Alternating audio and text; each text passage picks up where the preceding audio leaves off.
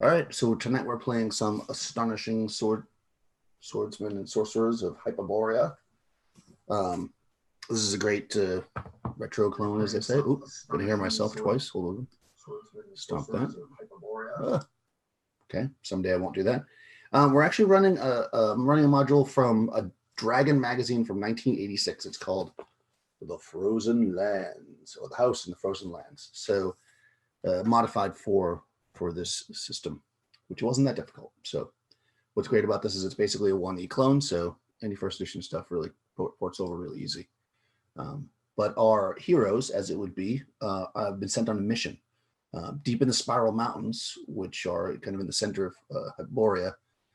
There is a school of learning, mostly for clerics or other priests of Apollo, but also often the students are rich merchants or warlords and things that can afford to donate a lot to the school to be trained there because it's really highly regarded. You have actually, we'll say, been hired, but in your course of your adventures, you've come to befriend a Chimerian lord, Nuhala, who asks essentially this as a favor.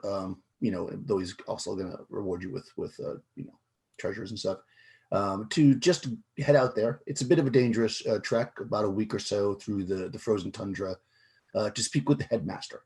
His daughter is being trained there and is being going to be married to another warlord, and through this joining, she'll actually be in a position of great power in a sense within the next 5 years. So he wants to ask the headmaster to come and be essentially her conscious, her mentor, her leader. He doesn't want to just send a letter with a messenger. He'd rather send a trusted friends, as they would be. So you guys, so you're quite established adventurers. You've faced many challenges, and this doesn't seem like it'd be so bad for you. Almost a vacation, we'll say. And you're going to essentially, it is a bit of a race against time because the winter is coming, and you're going to be heading up through the tundra area of the frozen lands. So moving this map up here. So essentially, you guys are starting down here, where it says party address here, somewhere around that area. And this frozen land extends up, and you're essentially going to head up into this area over here in the upper right. You can see where it says the Skola.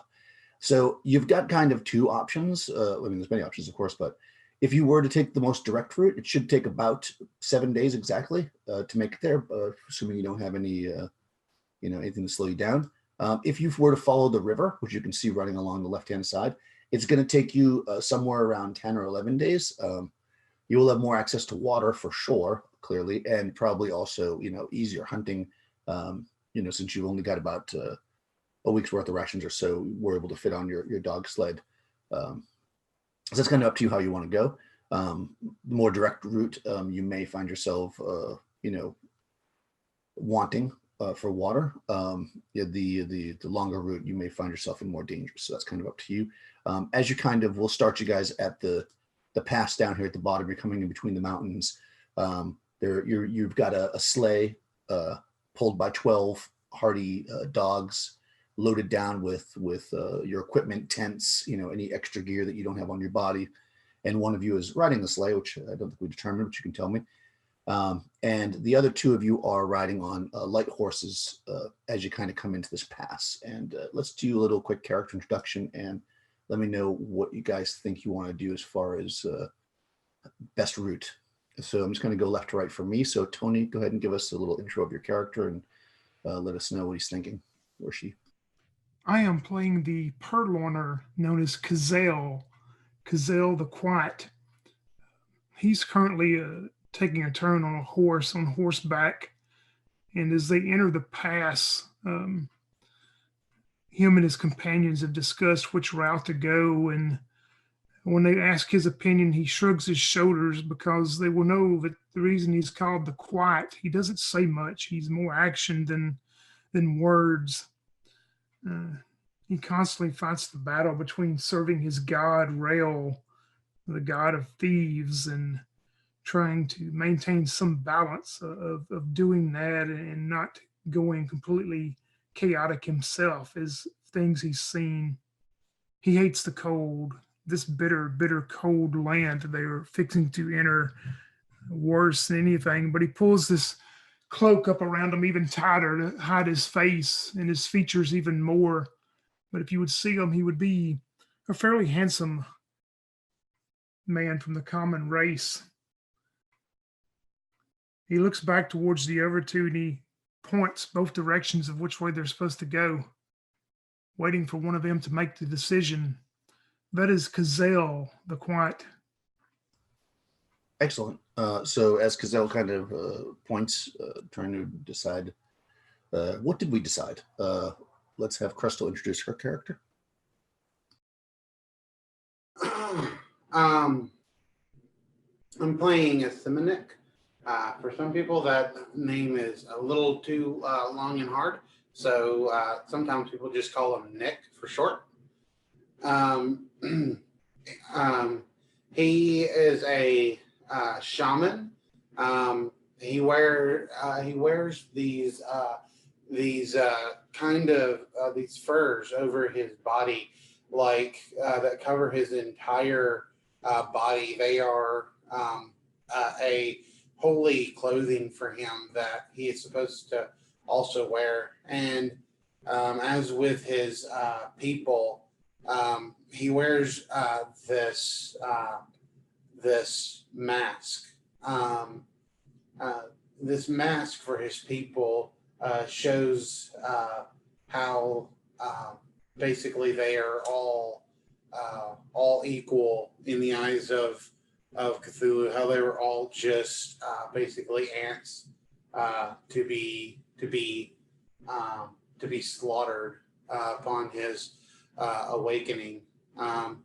Though he may not voice that stuff too much, as those who are not of his clan tend to not understand their beliefs. Either way, he never takes his mask off. Seeing another person's face is a very personal thing in his tribe, and so for him to reveal his face would mean to be a personal thing, and that's probably something he's probably expressed. He also has this totem that he carries on him at all time. It's a wooden totem, and he never lets anyone get close, hold it or anything. You can look at it, but it's one of those things that you're not allowed to touch. It's from his clan as well. It's been handed down from shaman to shaman. And it is a holy relic with the face of a bear carved into it, for he is of the Bear Hugger clan. Asimonik has already shared with his party that he has a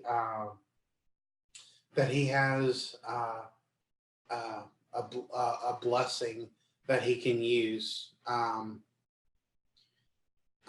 from his deities, which would allow them to hide their presence as they travel. So he feels that they could travel, they don't have, if there were any roads or whatever, they could ignore those roads. And if he casts this magic, it would hide their presence so that they could go whichever way they felt. And perhaps if anyone were attempting to follow them or anything, it would make it harder for them to do so.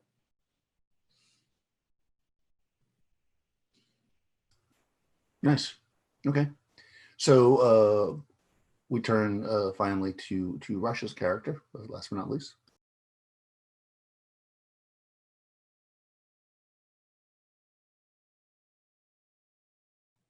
We're on horses, right?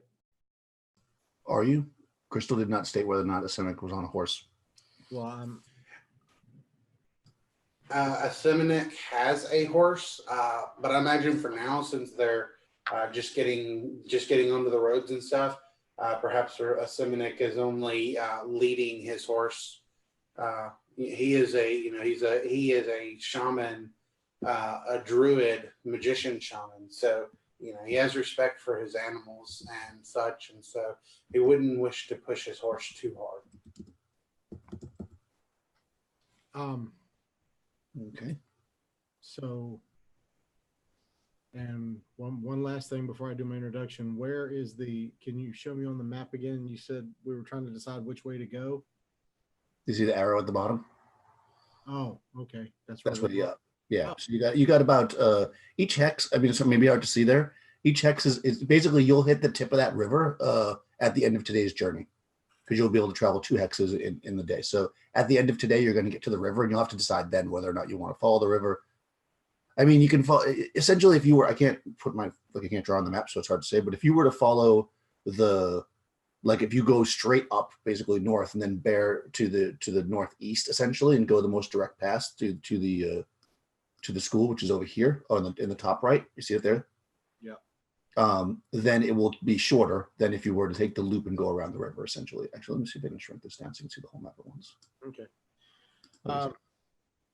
So approaching into the pass, Euphemius would be on his horse, riding.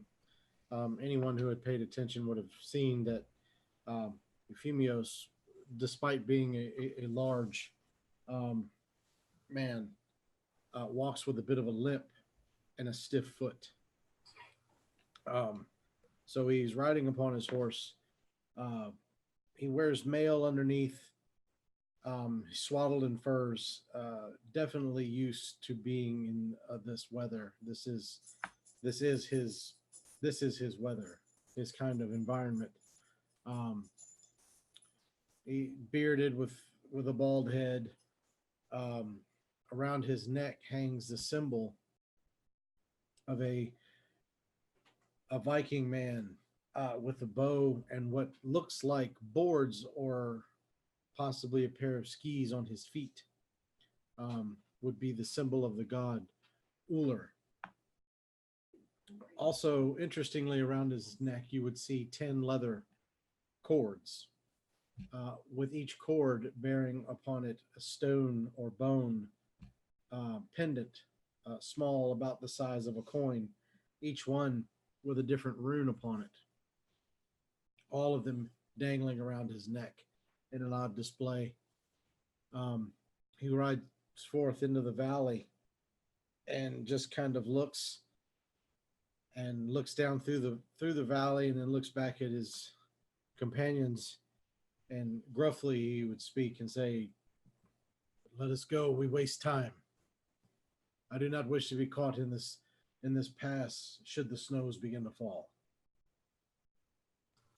When he says that, Kazel looks at him again and holds up one hand towards the easy route and one hand towards the river, but says nothing.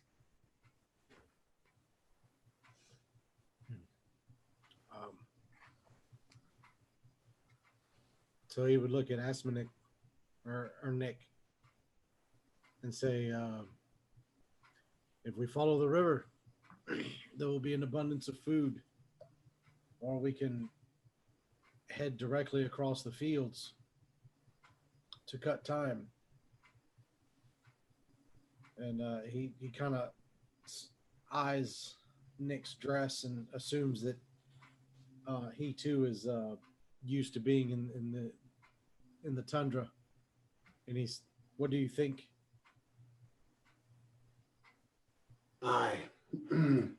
When I was a younger man, I would travel people by ferry. I did a fair bit of fishing in that time. I'm sure I could help us to catch a good bit of fish. Before we set off on our journey, allow me to do just one simple thing.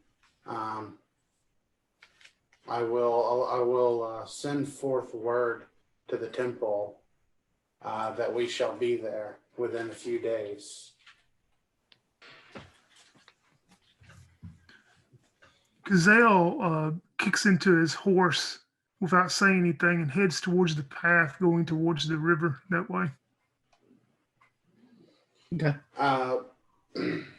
Asiminik, he takes out this rattle from his from like his belt pouch, this like wooden rattle, and he begins to kind of do this chant and this dance, sort of like you know, sort of I guess Native Americanish, as he casts the spell Messenger Bird. Okay. And casting the spell requires 1 turn. That's Okay. why I asked for the time.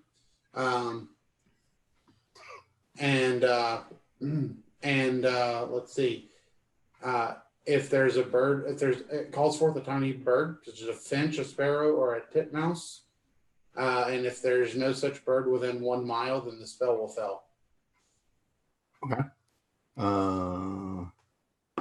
If the seed succeeds, the bird will fly away. If it fails, okay.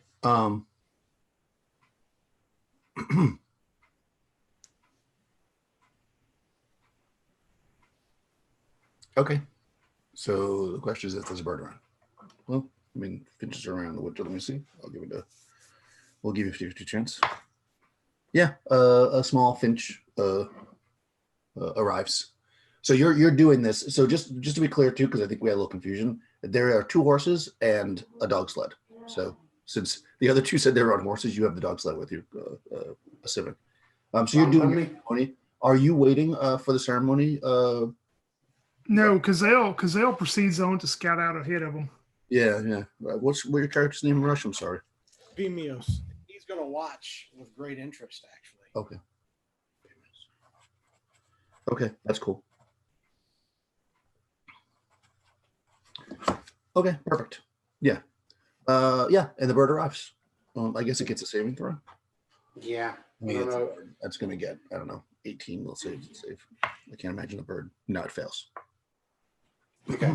So yeah, it arrives, and I'm gonna say he like sticks out his hand as like he ends the spell by like producing his rattle and shaking it a little bit, and that's kind of like when the bird kind of like flaps a little bit, like it gets to decide if it's gonna stay, and then finally it rests upon his rattle, and Asiminik will like take some parchment and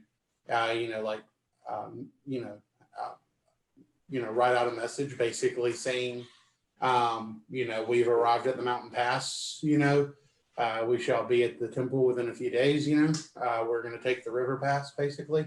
Yeah. That's about 10 days. About 10 days out if you take the river pass. Oh, really? Yep, that's what I said. Okay. But can the bird get there sooner than that? I mean, you've got the. Let me do a little. Because I think the spell lasts like 42 hours. 5, 6, 8, 9, 10. It's got to go 15 hexes and 15 miles per hex. It's got to go, almost 200 miles. So, let's see, it lasts 1 hour per caster level. So 6 hours. I don't think it can fly that far in 1 hour in 6 hours. Oh, 1 hour. Oh, okay. I mean, well, I think so. I didn't realize it was. Okay. I didn't realize it was that far away. I mean, maybe. I mean, you think maybe, but it's not. I mean, I don't know how fast a bird flies, but I can't imagine a bird flies more than about 5-6 miles an hour over an extended period.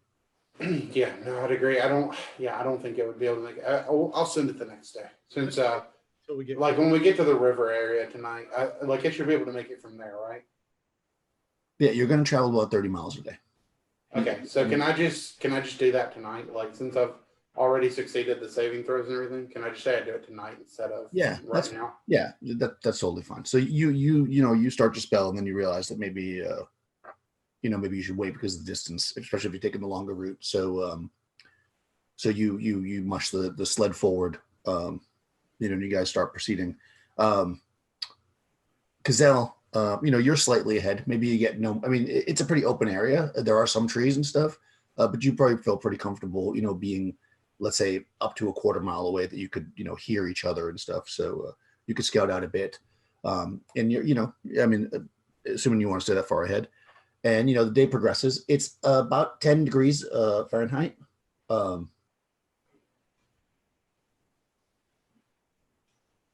wow, okay, roughly 100, 200 miles a day.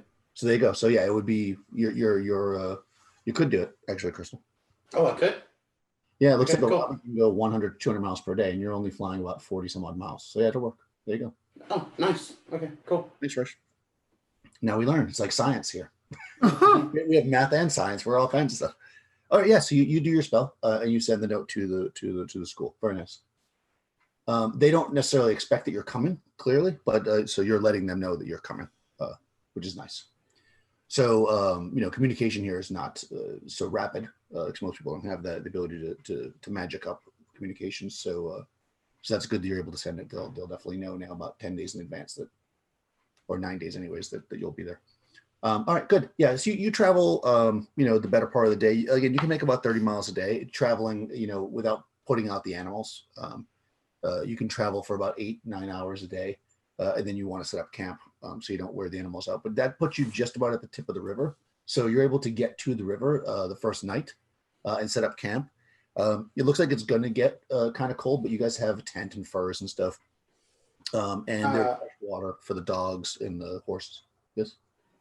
How far did we travel that day? About 30 miles. Okay. And that's about what, 6 or 7 hours of travel? Yeah. Okay. At some point, a Simonik would have liked to have cast as well. If the other guy's going to walk ahead, I mean, that'd be okay. But a Simonik would at least like to get close to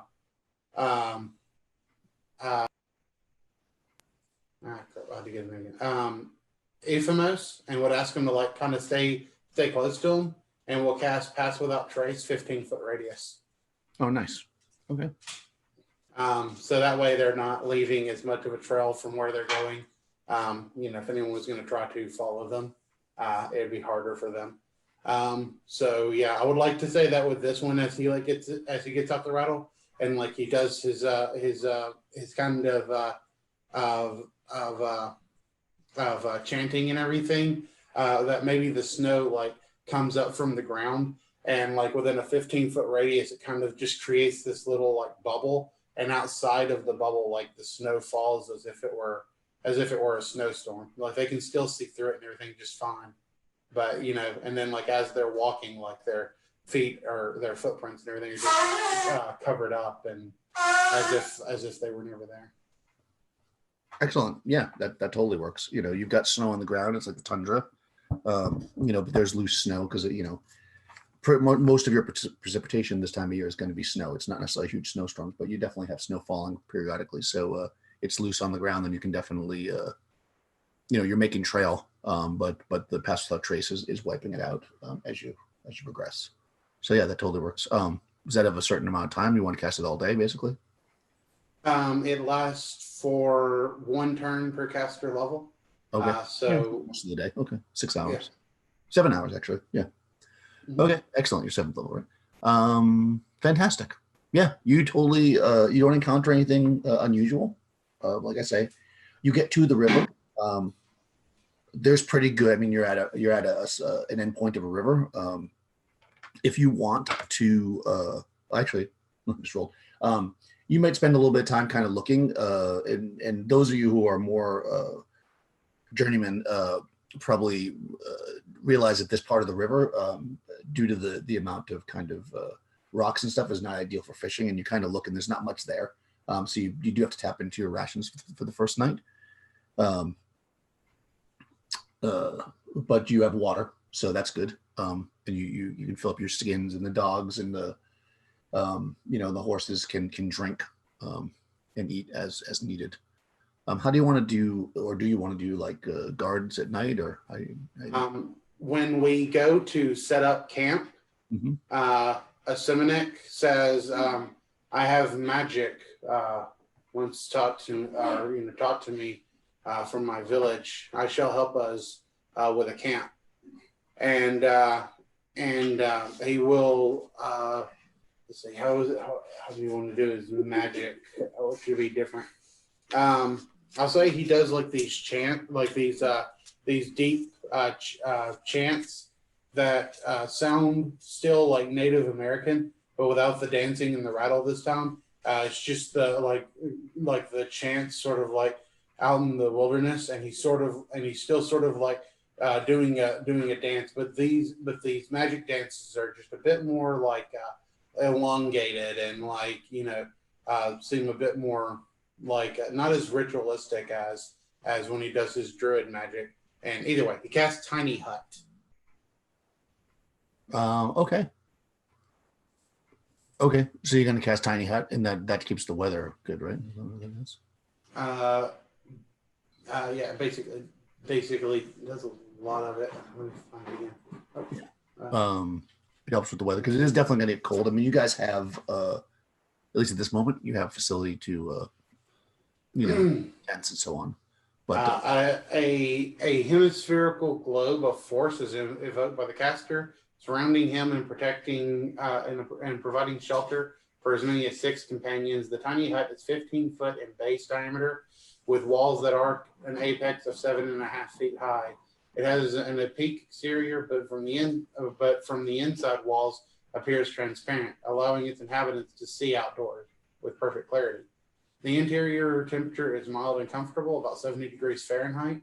This condition is maintained so long as the temperature without is no warmer than 110 degrees Fahrenheit and no cooler than -10 degrees Fahrenheit.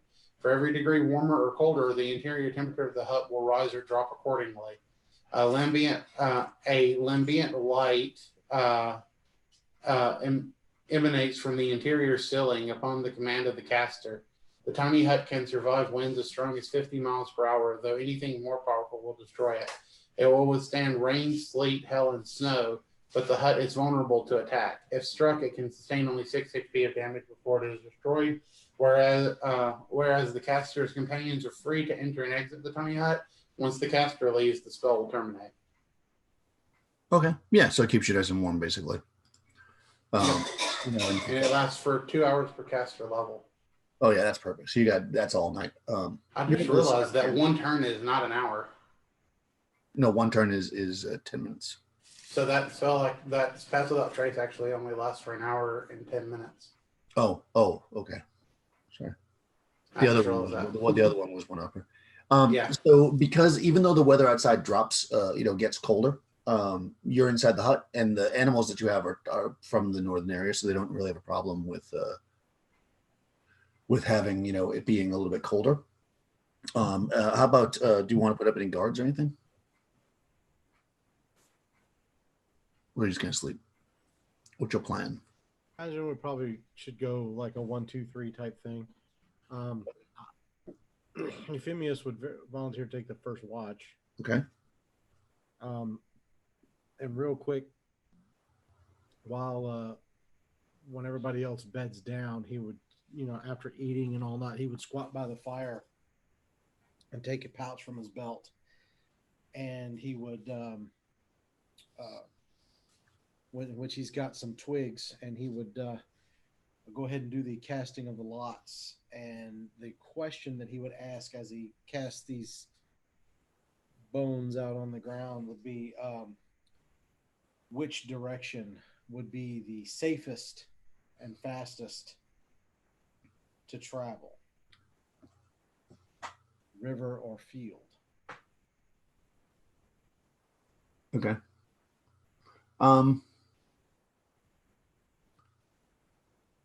Well,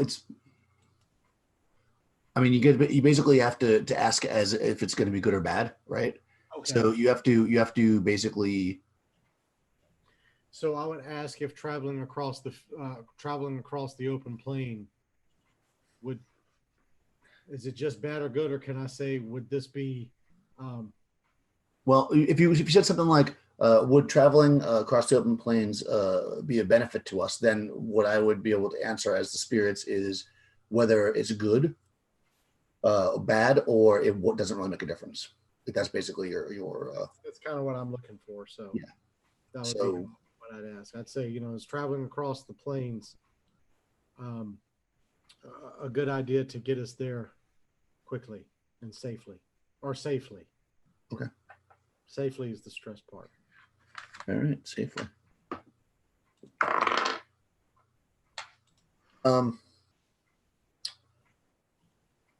Yeah, traveling across the open should get you there safely. Yes. Okay. So once that's done, I would. Do I have to break new? It doesn't say for sure, but can I just pick the ones back up, or do I have to go cut new twigs each time and carve them? I'll say that you can reuse them. I don't see why not. Okay. All right. So As long as they're generally we'll say as long as they're generally fresh. We'll say they last for a bit, Okay. So I'll collect them all back up and then continue standing my watch. Yeah, I kind of think it's cooler to have the same ones than it is to cut them each time. I don't know. Just to me, anyways, it's like, these are the ones you use, if that kind of makes sense. But that's me. But you can do whatever you like flavor wise. But either way, if you wanted to cut more, there's I think you should be able to keep the same twigs, but you should have to after you use them 2 or 3 times, you should have to get new bone dust to grind. Yeah, exactly. You got to redo the bone dust. Yeah. You got this sack full of bone dust, and you'll have to get some bone somewhere, I guess. We'll say you loaded up on bone before you left. Your bone dust for climbing mountains and stuff. Okay, yeah. So you do your augury. The shaman is able to cast a protective spell to keep you all nice and toasty, which probably I'm imagining that Gazelle is happy about. And you do your Euphemimus is first. Who's taking second watch? Gazelle says that he likes the deep night, so he will definitely take the middle watch. Okay. Second. All right, and then that leaves for the last watch. Okay, good. It's you're out on this tundra, and it's actually a full moon. So whether or not, you don't really need a fire to keep you warm, but whether or not you lit one, well, you probably cooked your food over it or whatever. It probably starts to burn down by the time the second watch comes. But it's your eyes quickly adjust to the natural lights coming from the moon and the stars, and you can actually see that there's fairly strong winds that's pushing the snow off the ground here and there, and you can actually see too that some of the edge of the water is starting to freeze up on the river, but you're nice and toasty inside the hut, and there doesn't seem to be any animals creeping around bothering your dogs or horses or you for that matter. So your watch goes smoothly, and Asimek is able to take over, and sit again in similar circumstances until the dawn breaks, and the hut is still nice and toasty as everybody gets up in the morning, having had no problems. Maybe you make sure the horses and the dogs are watered again, and begin your journey for day 2. So did you want to so you're at the tip of the river, so you can make the choice now which way you want to go, I guess. Did you want to go the shorter route because of the augury or because of the throwing of lots, or do you want to continue on the path of the river, which is what you had originally said? So I would mention to the others, and I would hold up the bag and say, during the night while you slept, I consulted the gods, and they have told me that crossing the plain would be safe for us, and it will certainly cut the time to travel. If your gods, go ahead. Oh no, go ahead. Simonet being a shaman and everything will tell him, if your gods have guaranteed us passage across the plains, then perhaps we should heed their word. Yes. Gazelle says nothing, but in his mind, he's thinking how many times that the gods have forsaken him and how many times the gods will just play games and forsake everyone. He says nothing. He just looks at both of them and starts to horse across the plains. Okay. Yeah. So you guys head out. Are you still going to do point, Gazelle? Yeah, he'll take one again. Yeah. So as you start off, you can probably see on the map that there's like a little bit of a hill that you got to kind of go over. Maybe you just whatever. You just go across that hilly part and then back down. And once you're kind of at the top of the hill, you're looking out, and you can see, of course, you're enclosed by mountains, and there's a sea. By the way, this is the upper left hand side is like a sea. you can see that there's a pretty flat. It's open land. I mean, you can see for miles. If the weather is right. Currently, it's a bit windy, so it's in the way almost like fog would do it. The snow is kind of blowing up, so you've only got a few like miles range with your eyes. But once you get down at the bottom of the hill, like it's not as easy to see so far ahead of you, but you feel like it's pretty easy. You're not going to lose your path, and you're able to travel. You guys move along throughout the day. Maybe switching up. Who rides on what or however you want to do it. But by the time you've kind of should I assume that you're doing that pass without a trace each day, Crystal, or no? Yeah, that'll be fun. Probably shortly after they leave their after or maybe right before they leave their camp.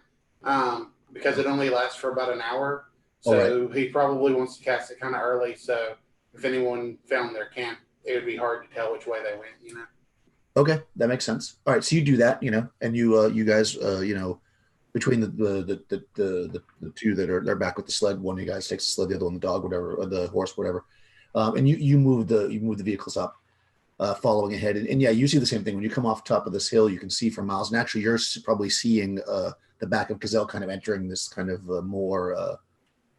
Again, I'm going to use fog as an example. It's not fog; it's more just like blown snow. It's cold, but it's not so cold that you really have to worry about it at this point. Pulling your furs around you tightly, you come down into the plain and travel. And you're able to. You move about 30 miles or so today. Probably an hour or so about the time that you think you're going to stop. Because Gazelle, you hear kind of a rustling sound out maybe to like about 100 yards out to your right. You pause. And you can kind of the drifts of snow are moving, and you're kind of looking, waiting for an opening. And when you see an opening, you actually see, about 100 yards off, you see what looks to be like a deer, and it is.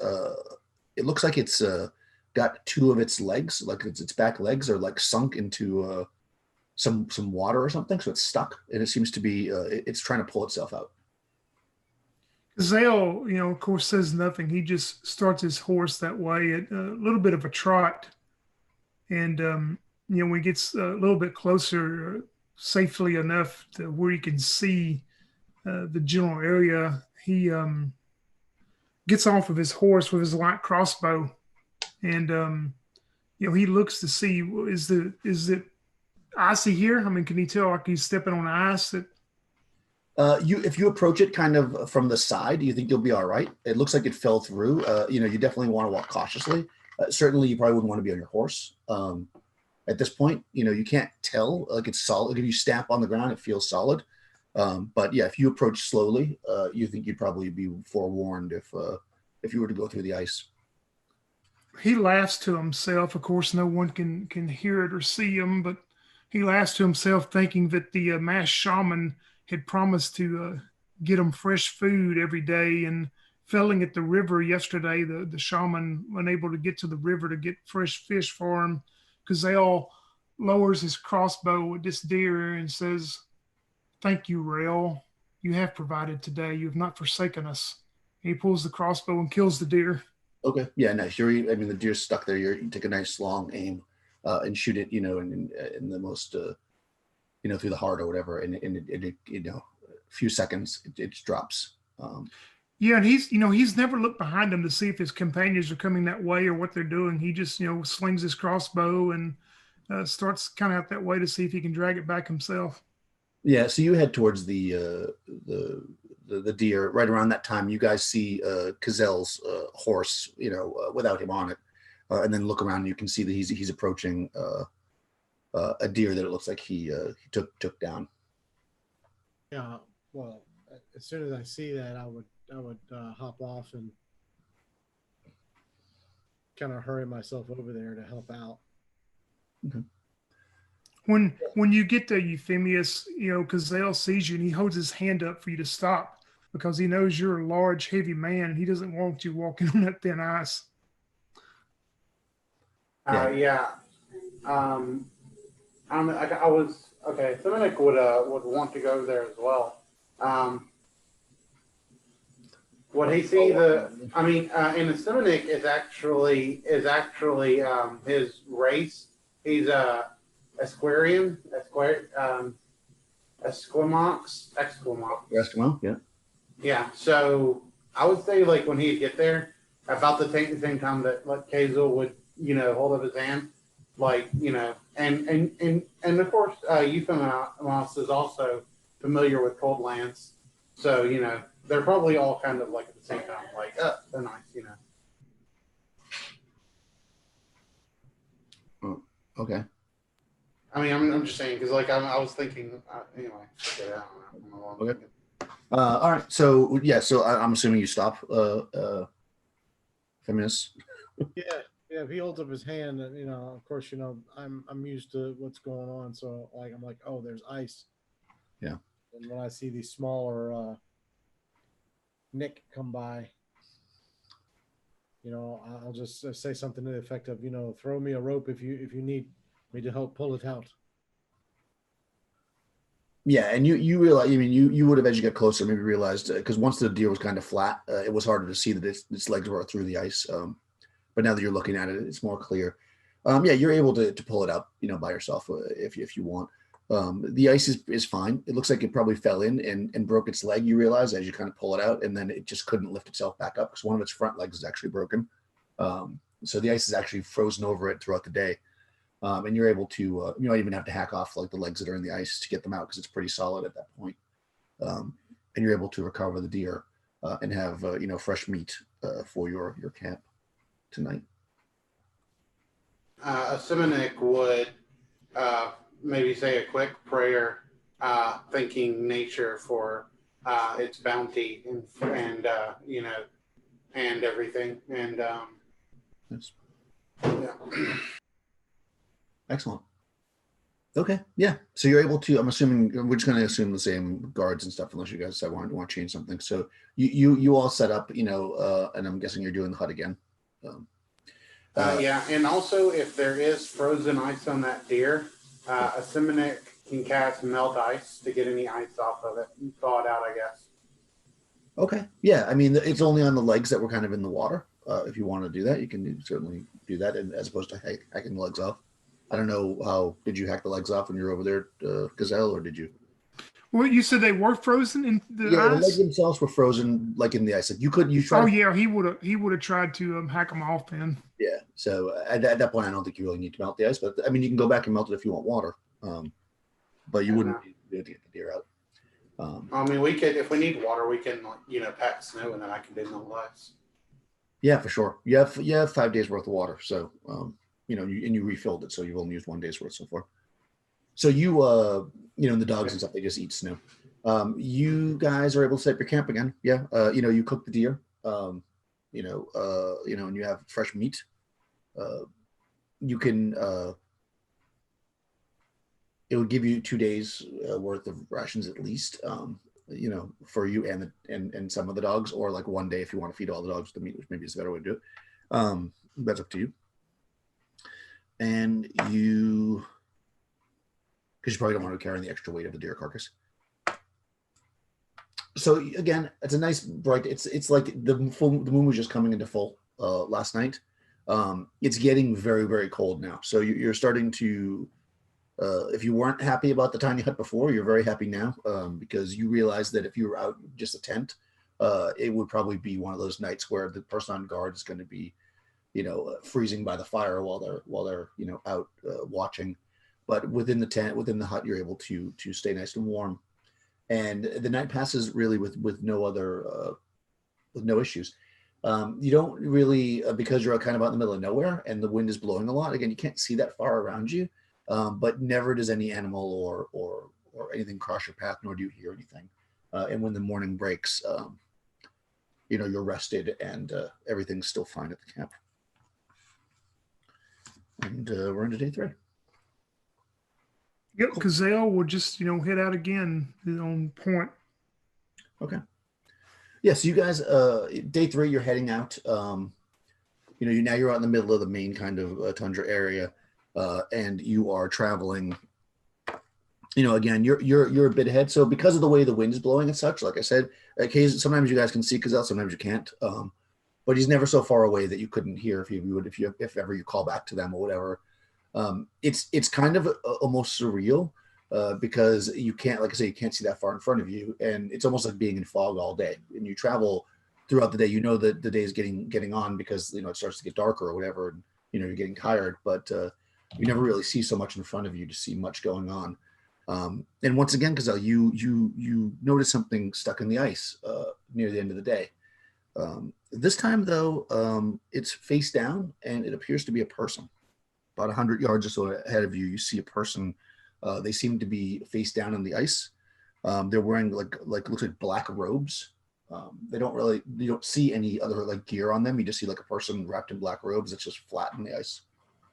And you said he's about 100 feet ahead of me, It's probably? about 100 yards. When you first see him. Let me look up something real quick. Yeah, how far would you say Simonik and Euphemius is behind me, would you say, roughly? I mean, you were keeping about a quarter mile distance, but they're moving when you stop. So probably within, a couple minutes of you stopping and kind of eyeballing to see what this actually is, they're probably like maybe 200 yards behind you. Yeah, I wait, for sure until they get close enough that they're able to get a visual on this too. Of course, I've probably held my hand up, to give the signal that I'm stopping, and they probably don't know why at first, but as they get closer and can see this figure, I will wait till they can catch up with me. Yeah, they mosey up, and you guys, because he stopped, you're probably paying more attention, than even the scout was. So you're kind of looking like, why is he stopped? And you probably about 125 yards or so away from it, you can see this body laying in the snow.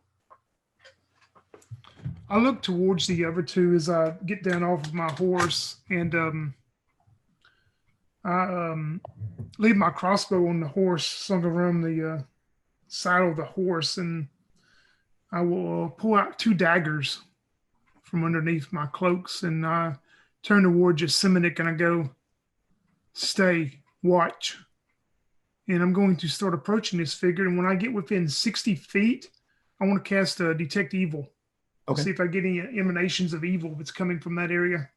Awesome. Okay, awesome. So you detect evil. Let's quickly check this.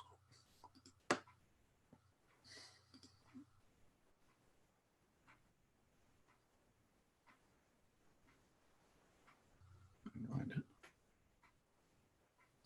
Sorcerer, right 60 feet, like I said.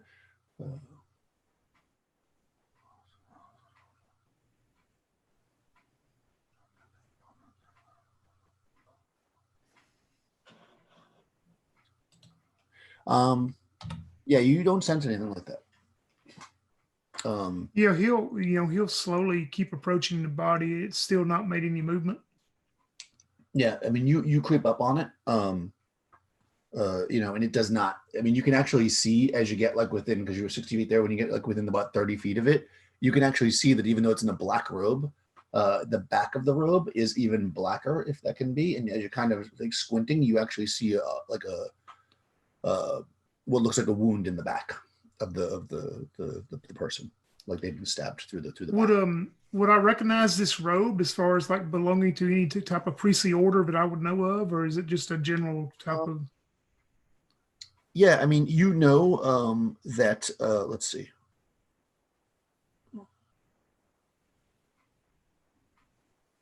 You notice that that as you're kind of looking, it has like a hooded cloak up, but as now you're this close, you see that there's actually like a helmet underneath the cloak, and you kind of can make out the shape of it and the color of it is black. That it would be the priests of Apollo, or you think. I mean, a lot of clerics wear black robes, but this very likely could be an Apollo priest because they're one of the few that wear helmets as part of their. What do I know about them? Just general. I mean, they're. So, well, that they're from the place you're going. Okay. They're of law, and of order and combat. Yeah, that would unsettle Cazale, knowing that this could be a priest especially to where they're headed from. So he, when he gets close enough to it, he's going to take his boot and he's not going to kick the body. He's just going to kind of take his boot and just put on one of the calf muscles of this body to see if it moves first. Okay. Yeah. When you do that, it is solid, as in frozen. He So- looks back he'll look back then towards Simonik and Euphemius and make a hand motion for them to come on up then. Simonik will begin to make his way over there.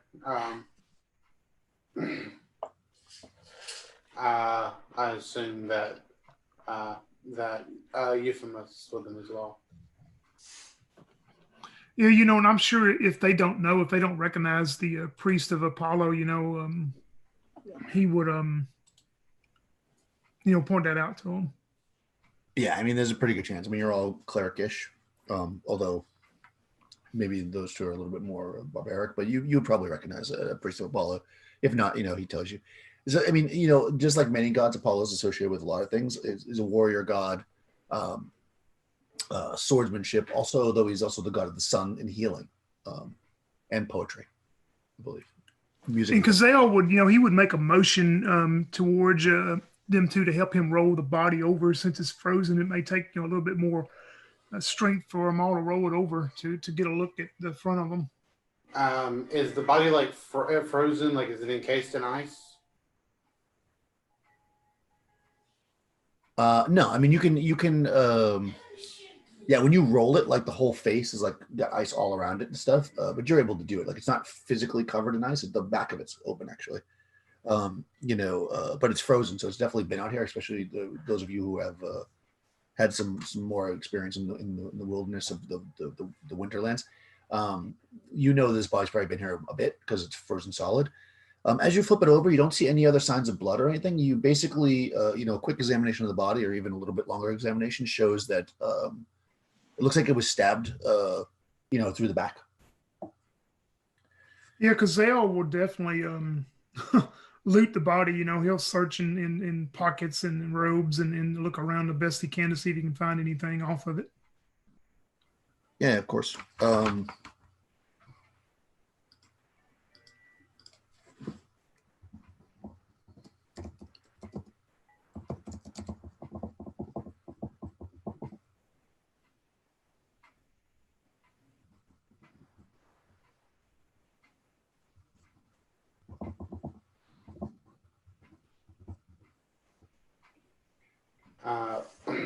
If melting any of the ice off or anything will in any way help, then the Simic would use his melt ice to maybe try. Okay. Yeah, you can do. I mean, because like the face and stuff you can definitely see the face better by melting it off in the hands and stuff. What you see as you flip it over and the ice is melting and you're kind of searching through. So he's got to. Did we lose somebody and they came back? Oh yeah, I'm sorry. I thought you knew Rush was gone. Yeah, he's been gone for like. He lost his computer. Shut down. Oops. Yeah. Sorry. I was focused on being me. So like I said, it has a helmet of black metal with a hood. You can tell that it's a cleric of Apollo. They don't all do this, but this order that the more extremists do. It's wearing a belt with silver cord, which again is another sign. So you're pretty sure now that you're seeing this is definitely a cleric of Apollo. You do see on its belt, there's like a belt pouch, and the belt pouch is sliced open and empty. You said that is there like a holy symbol of Apollo on them or something? Yeah, there is also. No, there's not. The symbol is on the helmet, but the body is not wearing a holy symbol as you would normally wear, like around your neck or whatever. Okay. Let me just check it out. Simonik would like to take that helmet. He'll return it to the temple. Okay. When you start to take the helmet, Kazel puts his hand on you and he says, "We should return the whole body. I believe that this would probably be a priest of the area of where we're going. We shall return the body." And he motions for him to help load the whole body up on their sled if they can. The Simonek will agree and will definitely help in that. Yeah, you can definitely do that. It's probably going to slow you down a little bit, but not so much. I mean, the body's not so heavy. Can you guys hear me, by the way? You can, yeah. You back? Yep. Okay. Yeah, my PC has completely, like, it's basically telling me I have to reinstall. Oh, Yeah, this is a major. It cannot diagnose what's wrong with the startup. So I'm connected via my phone. So I missed. So if you don't mind, I kind of missed. Who is this with the helmet? okay. So traveling through near the end of the day, Cazelle came across a body frozen in the tundra. It's a cleric of Apollo, which is the temple that you're going to. Okay. It looks like it was stabbed through the back. No other wounds on it. It had a belt pouch, but the belt pouch was sliced open and there's nothing in it. And there's no holy symbol around the neck either, as you think a cleric might normally have. Although the helmet itself does have a holy symbol on it, so you're not sure if it should be wearing one or not. We also assume that it was stabbed in the back while it was alive. While it was what? While it was alive. Yeah, well, that's true. There's a lot of blood, so you right. It doesn't look like it was like hacked at later. I mean, the back of the robes are covered in blood, so it was likely, as much as you can tell, it was alive when it was stabbed. Okay.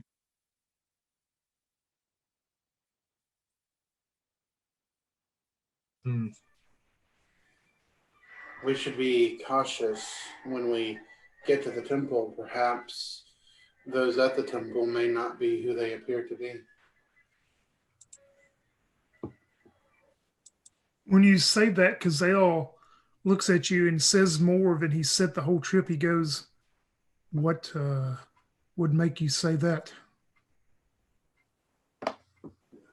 It is rumors I have heard before. Bandits that kill priests and take over their temples pretending to be them. No, but bandits appear in many places and many forms. But of course, yes, being careful is what we should be. We should see how they accept this body and be wary.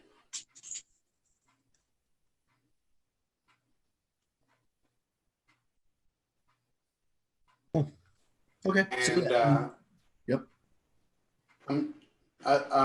Ascendant would probably also just say a quick prayer, if that's okay. Just over the body, a basic blessing. Since he doesn't worship Apollo, like he'll say a basic prayer from his god, and then maybe just kind of like add in Apollo, receive your priest and stuff, so that he may rest.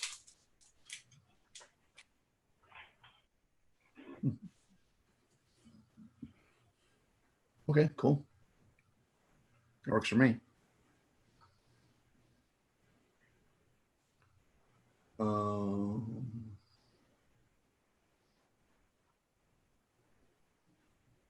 Cool. All right. So again, you travel maybe a little bit more now with the body on the sleigh, and find a place and as sheltered as possible. You're kind of near those hills in the middle there at this point, the bottom of the hills, anyways. You travel to yeah. So you can get a little shelter from the wind, although your hut is of course quite useful for keeping the wind off your backs. And once again, you're able to set up. I'm gonna roll this down a little bit, and let's see if anything happens.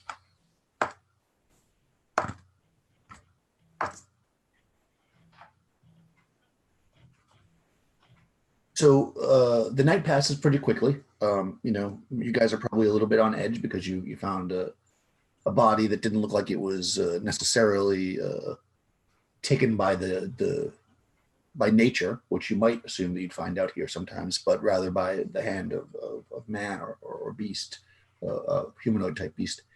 So maybe you're a little bit more on your guard, but all seems pretty quiet until the later the last guard shift. Hang Hey Daniel, can I hate to interrupt you, but I wanted to during my watch, I want to cast a spell, but I'm not going to tell the others about it, so I'm going to send the spell to you in chat here so you can see and then tell me if it may not have any effect on it, but I'm going to try it.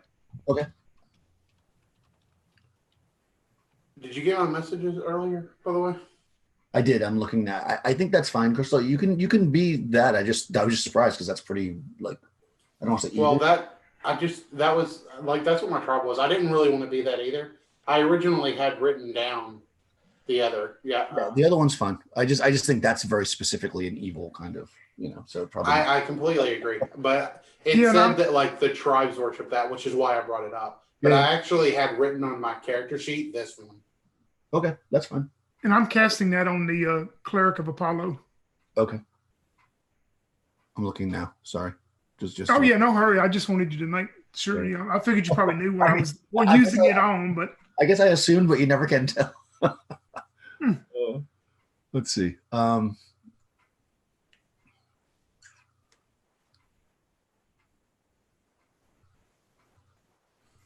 If it is what I think it is, you were using it on that tier. We already ate the deer. It's easy. You don't. No, it's not. I mean, it works, and it's not. All right, so I get nothing from it. Okay, good enough. Yeah. Right. It will just tell you if it's not. Yeah. No, you don't find any of that going on. All right. Cool. But yeah, and for you, Crystal, it's fine. Whatever you want. I just thought that was kind of crazy. Just not that. I think. Probably not what I think it is. Then. Yeah, just because you would be like sacrificing your Crystal would be like sacrificing the rest of the party with that in the middle of the night. Anyways, okay, night pad. Oh, I'm sorry. So in the last watch, just as you're just starting to see the glow, of the sun maybe getting ready to rise, like in an hour or so, you start to hear a distant call of wolves. It goes on for like an hour or so, and is kind of starting to it seems like it's moving off. Like at first it feels pretty close to you. Then maybe you're thinking, oh, well, we're going to get ready for something. But, you listen for a bit. You don't want to, alarm or wake up the rest of the people yet.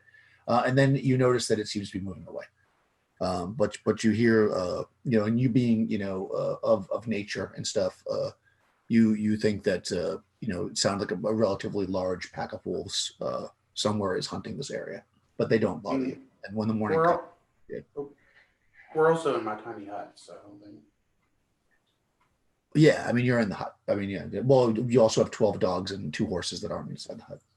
Oh, okay.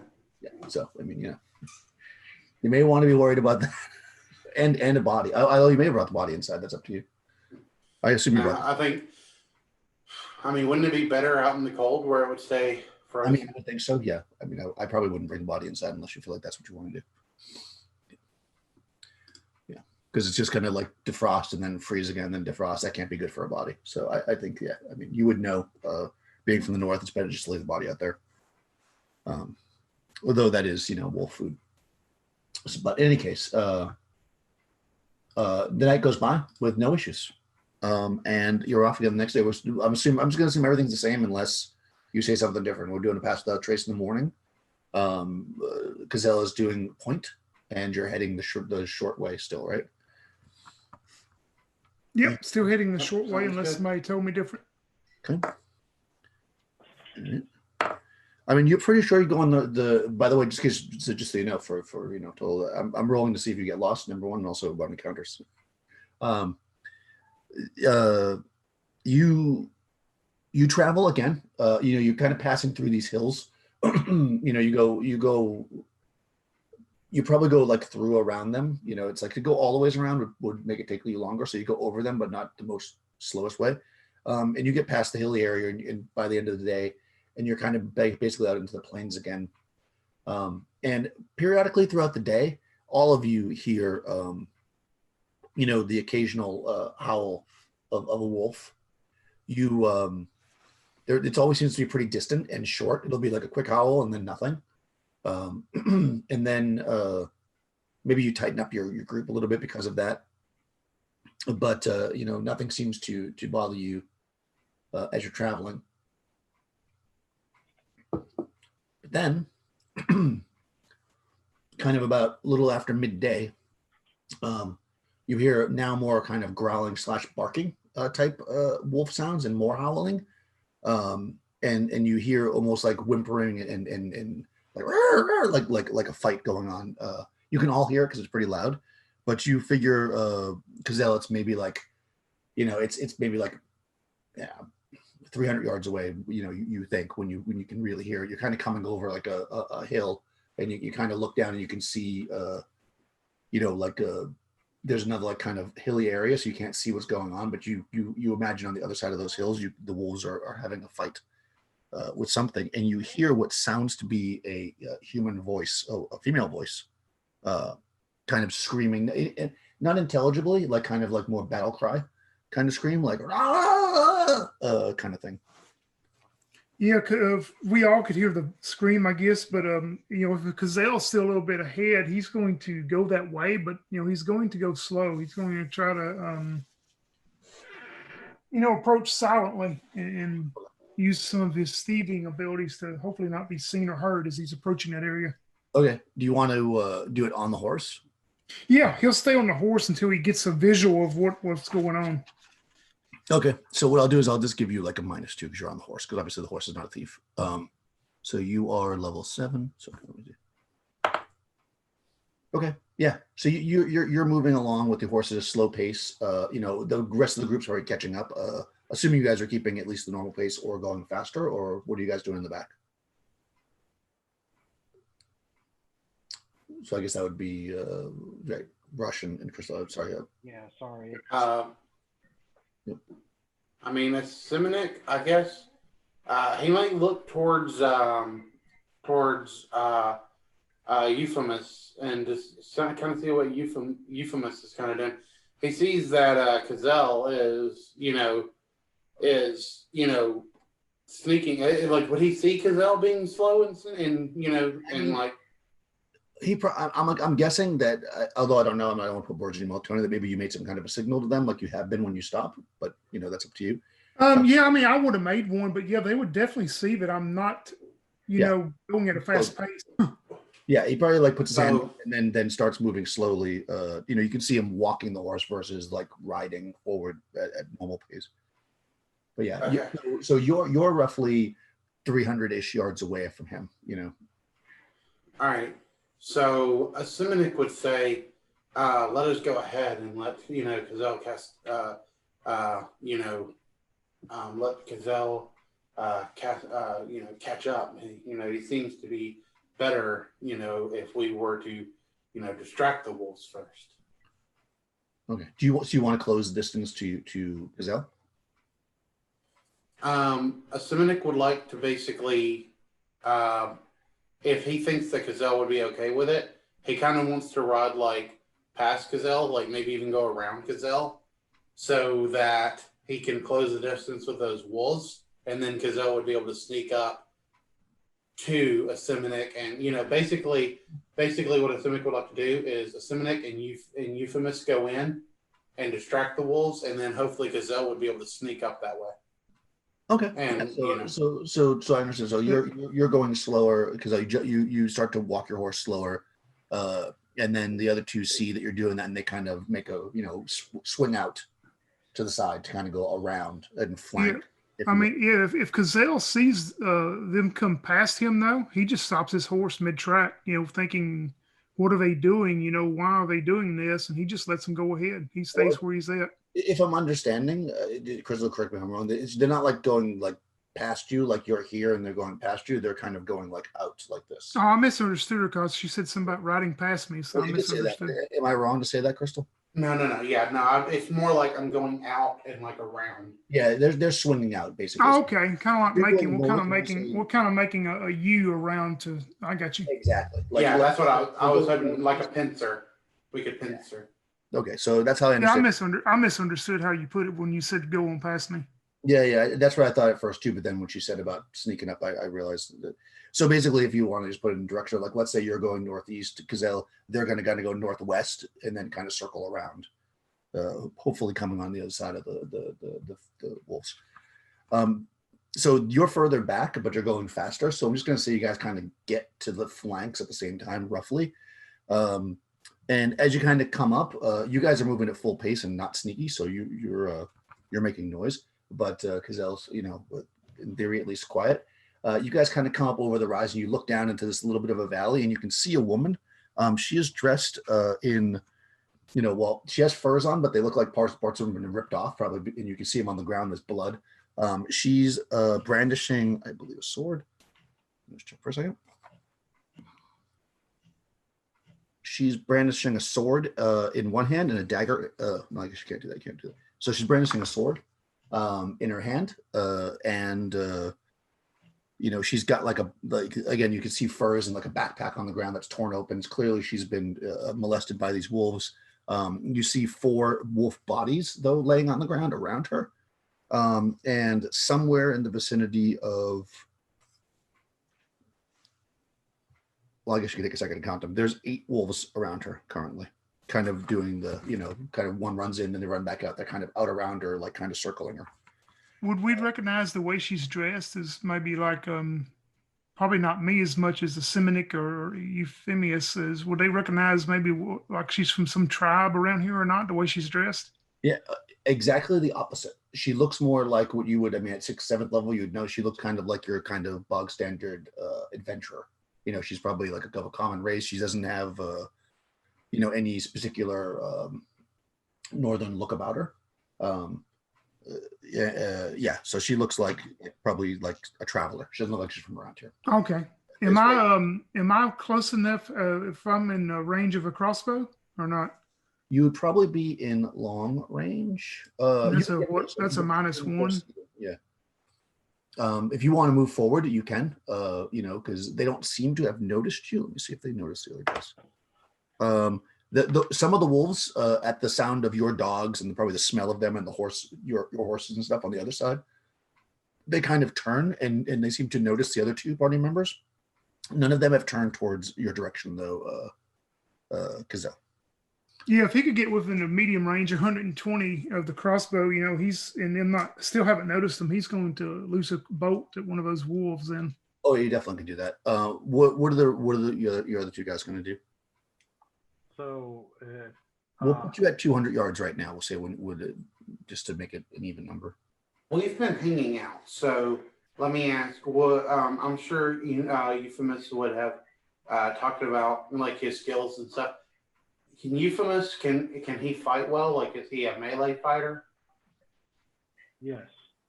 Okay, so a Simonek will tell Euphemius, go ahead. I will attempt to make some of the wolves our allies. And when he gets to within like 120 feet, he is going to he's going to take out his rattle and use his druidic powers on one of the wolves, and he will cast Charm Person or Beast, and he's going to attempt to make that one of the wolves an ally to him. Okay, perfect. Let me just check your movement. Hopefully, like if there's some that's not in combat, I'd like to maybe like choose one of those. Because the ones that are in combat are obviously gonna, They're all in combat in the sense that they're wolves. They're around this person taking turns attacking. They're all in combat. They're not okay. Fighting. So if one of them is kind of like backed off, like like it's waiting its turn to go in, he'll probably choose that one first because if one of them is in, it's gonna get attacked. So he's gonna choose one that's kind of back at first to try and like get it under his control, and then that way they'd be able to see it's an it's ally. Probably gonna take you. With the horse moving 60. Oh no, you're on the dog sled. Yes. You're riding this dog sled forward, which has a rate of 50 yards. So you're gonna spend your whole turn get yourself close enough because that'll put you within 100. Actually, it'll actually take you two rounds to get close enough to get to 120 feet. Okay. Outside. Yeah, because the thing is, spell distances aren't amplified outside, but weapons are. So a crossbow is actually 120 yards outside, not 120 feet for medium range. Yeah. So any missile weapons are amplified to yards outside but spells aren't. Spells are always the same. Okay. And And can Euphemus go faster than he can? He can move a little faster. He's on a horse. Horse can move. Okay, good. You All can right, run. then that's perfect. Yeah, I mean, you can actually run, which means move double your speed. So you could actually charge in there this round. I'll say this round you guys both have to move to get there. That's basically it. Yeah, Which is fine. he wants Euphemus to get ahead of him because Euphemus is a melee fighter. So if he has to go a little slower, and that'll be fine. No, you don't have to go slower. You are slower than him because you're pulling a sled of 12 dogs and all your equipment and a dead body. He's just on a horse. Okay, that's fine. So basically, missile will go first. Movement goes at the end. So missile attack will go first. That's the only thing you really can do. And then the other two of you guys are just moving. And you're just moving in, right, Rush? You're not catching the spell. Correct. Okay. All right, go ahead and make a missile attack, Tony. They're not bothering. Oh, that hits armor class 9. No, that doesn't hit.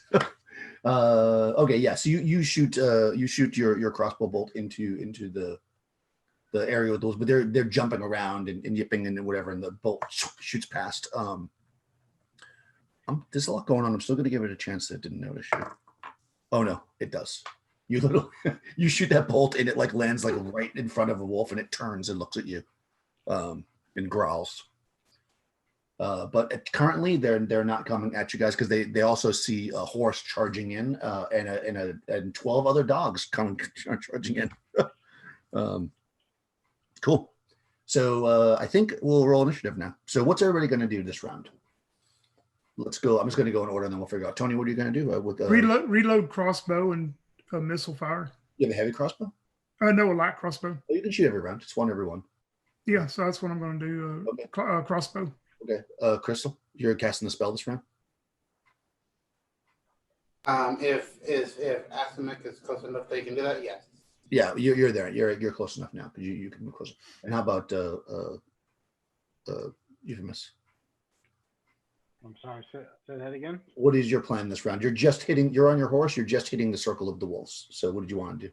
I'm gonna just basically halt the horse and let my momentum just carry me right off into the ground. And how many of them are there again?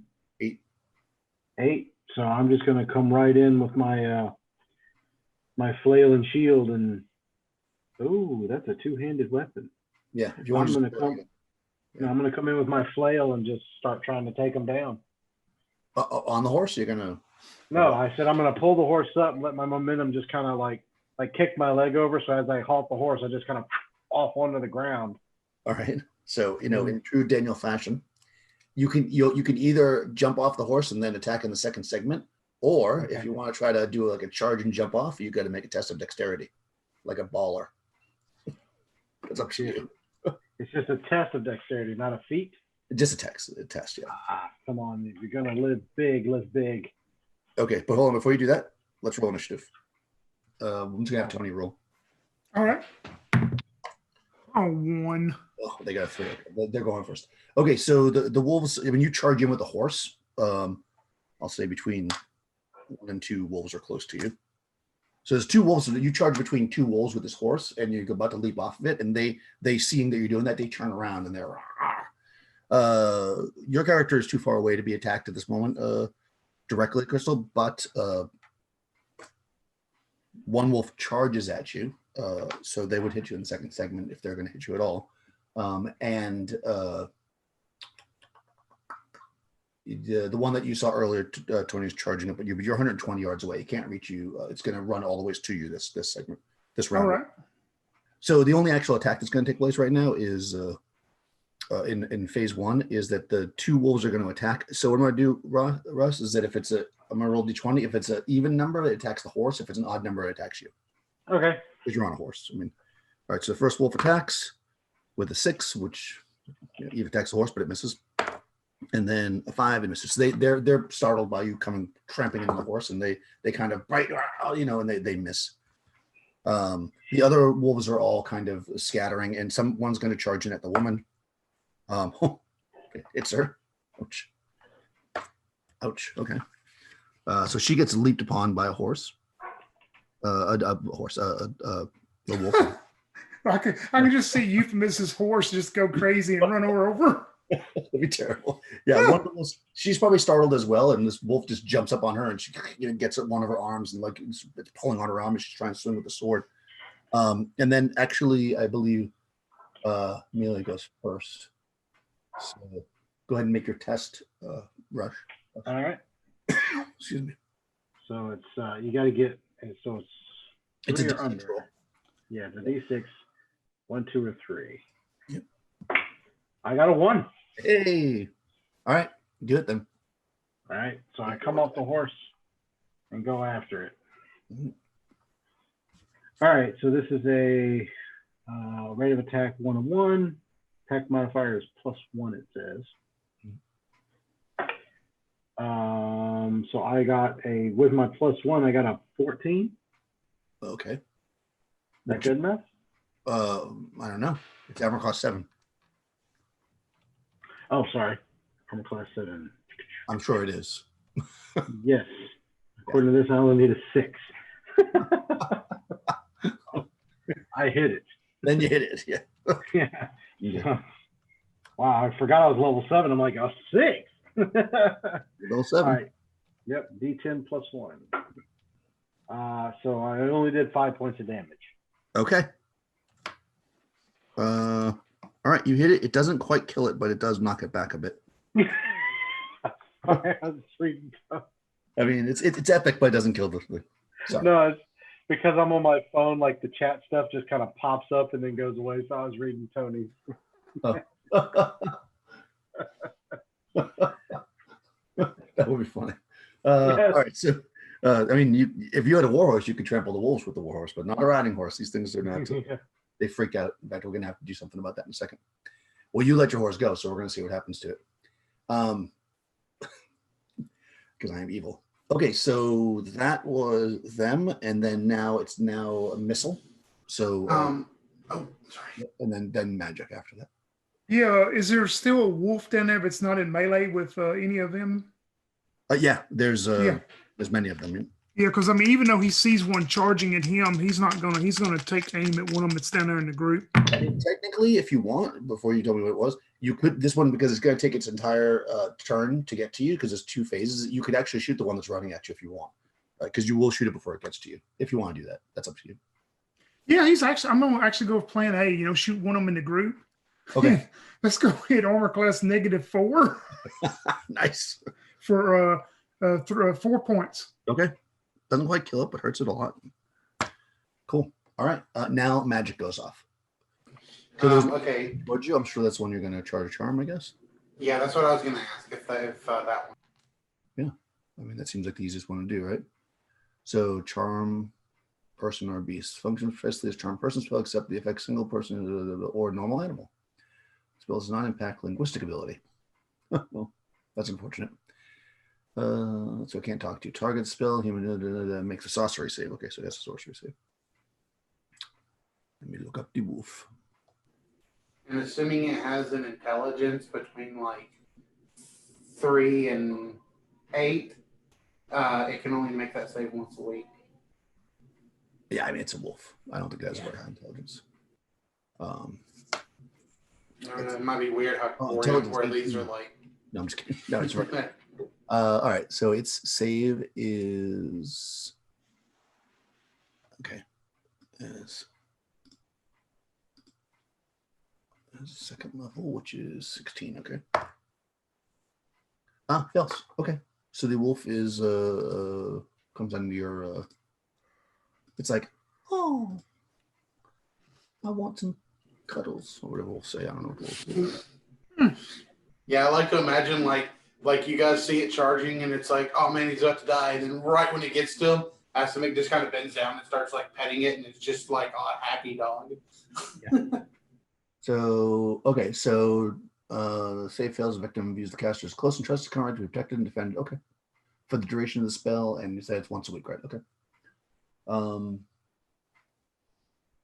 Right, you can suggest things for it to do. It's an animal, so I mean, you know, it's not a trained animal, but you can give it some. We'll work on that. We'll use your charisma or whatever, figure that out. But at this point, the wolf stops and right, it licks your hand or whatever. Cool, charmed. Nice, well done. Roll a d8. Crystal. Me? Okay. 8. Oh, nice. 8 more wolves attack us. No. I mean, you probably don't take the time to actually look at this now, but that was like the biggest of the wolves too. It's a big fatty, or the toughest of the wolves, anyways. So you right currently it is under your friendship. It's friendly to you right now. The rest of the wolves though are not so much.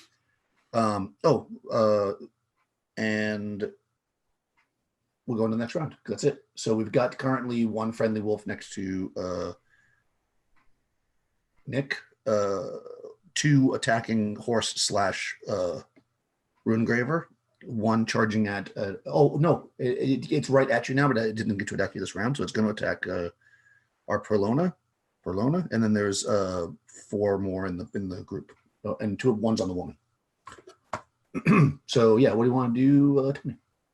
Yeah, I mean, he knows that he knows that wolf is fixing to be on top of him. So, because they all just slings his crossbow across the horn of the saddle and reaches in and grabs 2 daggers. And when the wolf gets there, it's going to be melee. He's going to jump off the horse and jump straight down and try to jab these daggers into it.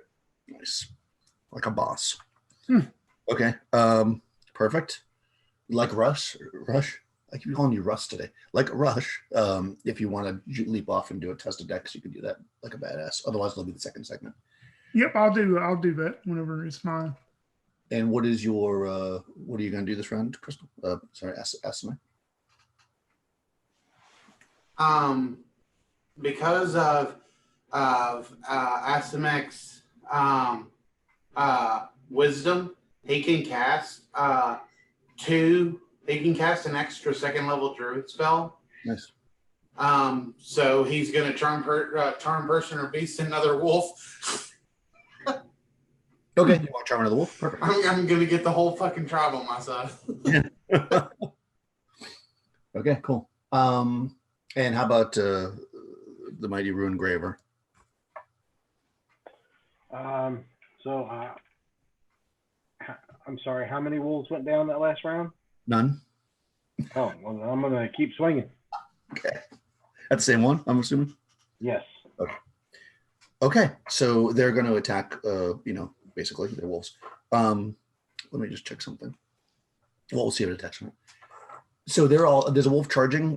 Actually, roll a D8 for me, Crystal. We'll see which one. Rolled a 3 that time. Okay. 1, 2, 3. So it's this one. Okay. All right. So what I'm going to do, I've listened to a podcast, and they said this is what they do. This is what I'm going to do from now on. Tony's going to continue to roll initiative for your side until he loses. Then it'll move down to somebody else. So, all right. So initiative time. Yeah, initiative. Oof, 1. I had a 2. Nice. They got a 1. You're first. So melee happens first. So if you want to jump off your horse. Test of dex, I got a 4 out of 6 chance. Hey, I got a 3. So yeah, I'm gonna. As that wolf gets there, I'm just gonna lunge off my horse with my daggers in my hand. Are you gonna do a 2-weapon attack? What does it take to do that? So I know I get what 3, 2, like 3 attacks every 2 rounds. Oh, you already got 3 daggers. Oh, cool. Right? No, that's for throwing them unless you're a fighter. Oh, you got to throw them. Okay, never mind. Yeah. Unless you have weapon mastery, you just get 1 and 1. But if you want to do, if you want to attack 2 with 2 weapons, you can do that. It's based on your dex. So what's your dex? 17. Okay, so you'd be -1 with your primary and -2 with the other one. Oh shoot! Yeah, let's do that. Oh, and you don't get your strength bonus to attack. I don't know if you have a strength bonus to attack or not. But... Oh, my strength's just the regular. Okay, yeah. So go ahead. You can make your attacks ×2. All right, let's see. A 19 on a die. So my God, that's negative whatever armor class. Nice. With bonuses. That one is going to do 4 points of damage. Cool. The other one is probably going to hit 2. Let me add up my bonuses. Armor class 3. Yeah, definitely. And it does 1 point of damage, Joe. That's enough, actually. That one was a pretty weak one. So you leap off with and double dagger this thing as it's leaping up towards you, and you both kind of fall into the snow, and it's not moving. All right. Nice. Well done. Rush, you've got 2 wolves on you. All right. Is one of them the one that I already hit? Yep. You said yes? Yes, indeed. All right. That's what I'm going for. That was a +1 for a 17, so that's definitely going to hit. Oh yeah. And this time I only do 4 points of damage. That's enough though.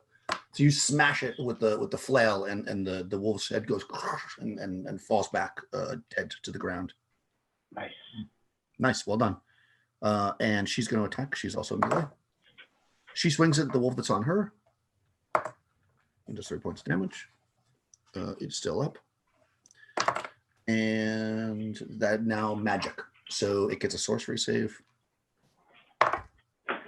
which it fails. Okay, so the second wolf comes under your influence, Asimir. So that is now that wolf and that wolf. This one's hurt. You can call me the Wolf Lord. Yeah. It's their turn, but I'm going to do a morale check because they are taking serious damage. Oh, you were like, The wolves run. You hear them kind of one of the ones that's in the middle that hadn't attacked yet. It was kind of like maybe it was, you realized maybe the leader. It was like howling and growling and getting the other wolves to attack. It howls and then kind of like starts to back up a little bit, and then the other ones see it and they all run. Since they are running, if there's one in your range, which there is for you, Rush, you can make an opportunity attack. Actually, What happens to the ones that like Crystal Charm? The 2, do they run off too though? I'm just curious what if they. Yeah, that's a good question. I mean, they're under my control, right? Well, So- under your control, they see you as a trusted comrade to be protected, but this is part of the thing. So what I'm going to do is, what is your charisma? Aha. 24. 13.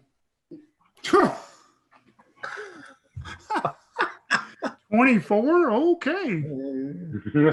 What does it have a reaction bonus? +1 to loyalty. Okay, let's see. First one runs. Okay. Second one stays. So the second wolf actually stays.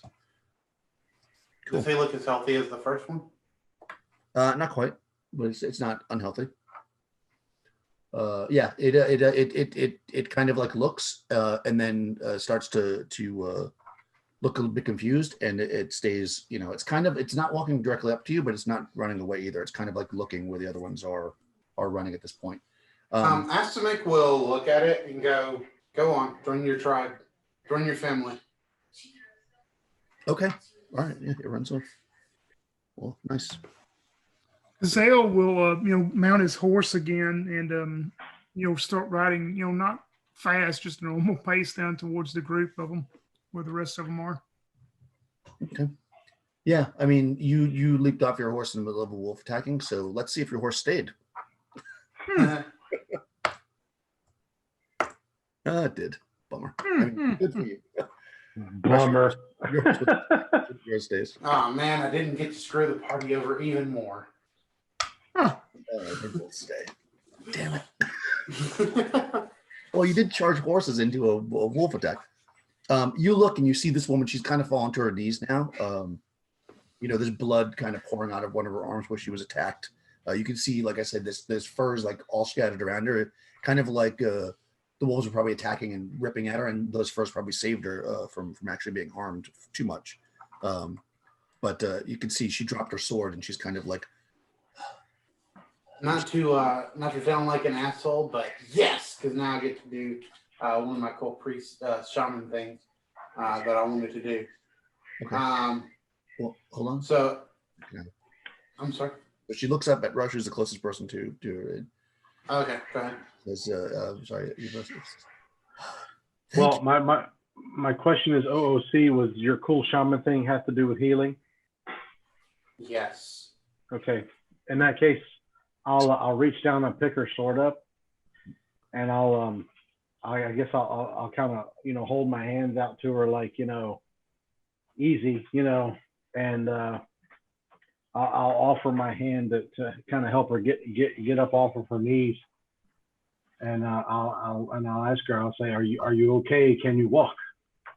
Yeah, she kind of like she looks at you. You know, her eyes are almost glazed, maybe from blood loss or whatever, and she's I think so. You know, she didn't even like really notice that you picked up her sword or whatever. She's kind of like out of it a bit, and she tries to like take a step away to back to see if she can stand. And she's a little unstable on her feet for a few seconds, but then she kind of like kind of shakes her head and she says, "Well, thank you. I don't think I would have made it." So I would start leading her to the dog sled, Okay. I'll just say, "Come." When you do that, she kind of looks down and you see her bag on her pack on the ground, and she kind of walks towards it and just like kind of like picks it up and it's dragging behind her. Oh, okay. Well, then I'll grab that too, so, and I'll start leading her toward the dog sled where Asiminik is. Okay. Yeah, she gets led. I mean, she seems you've seen this kind of thing before. I mean, she's kind of more like spent from adrenaline. You don't think that she's going to die or anything anytime soon, but she probably could definitely use some Probably mild shock. Yeah. So yes. So I walk her over there to where Asiminik is then. Yeah. All right. So Seminik, they approach. Simonik will look at her, and I want to attempt to do my medicine man. Divine wounds, set springs, or broken bones, and to concoct cures and antidotes for disease and natural poison, so long as the shaman has access to the herbs, roots, and ritualistic devices that are integral to his shamanism, such as a rattle or a drum. Gathering ingredients can be time-consuming process depending on the circumstance. Injured recipients immediately regain 1d4 HP. So I would think that maybe he would carry some of these. If it's okay with you, he'd probably carry some of these herbs and stuff he would need on him, unless you want to say that he has to gather them from the forest real quick. But I would say that you probably took something with you coming into the tundra. I mean, you could try to locate stuff. Let's say that you have a D4 doses of stuff. Okay. D4 doses. Let me roll a D4. 4. Yeah, so you have 4 doses of powders and berries and stuff, or whatever you'd use for that. Okay, so let's see. It says stuff he needs is rattle and a drum. So yeah.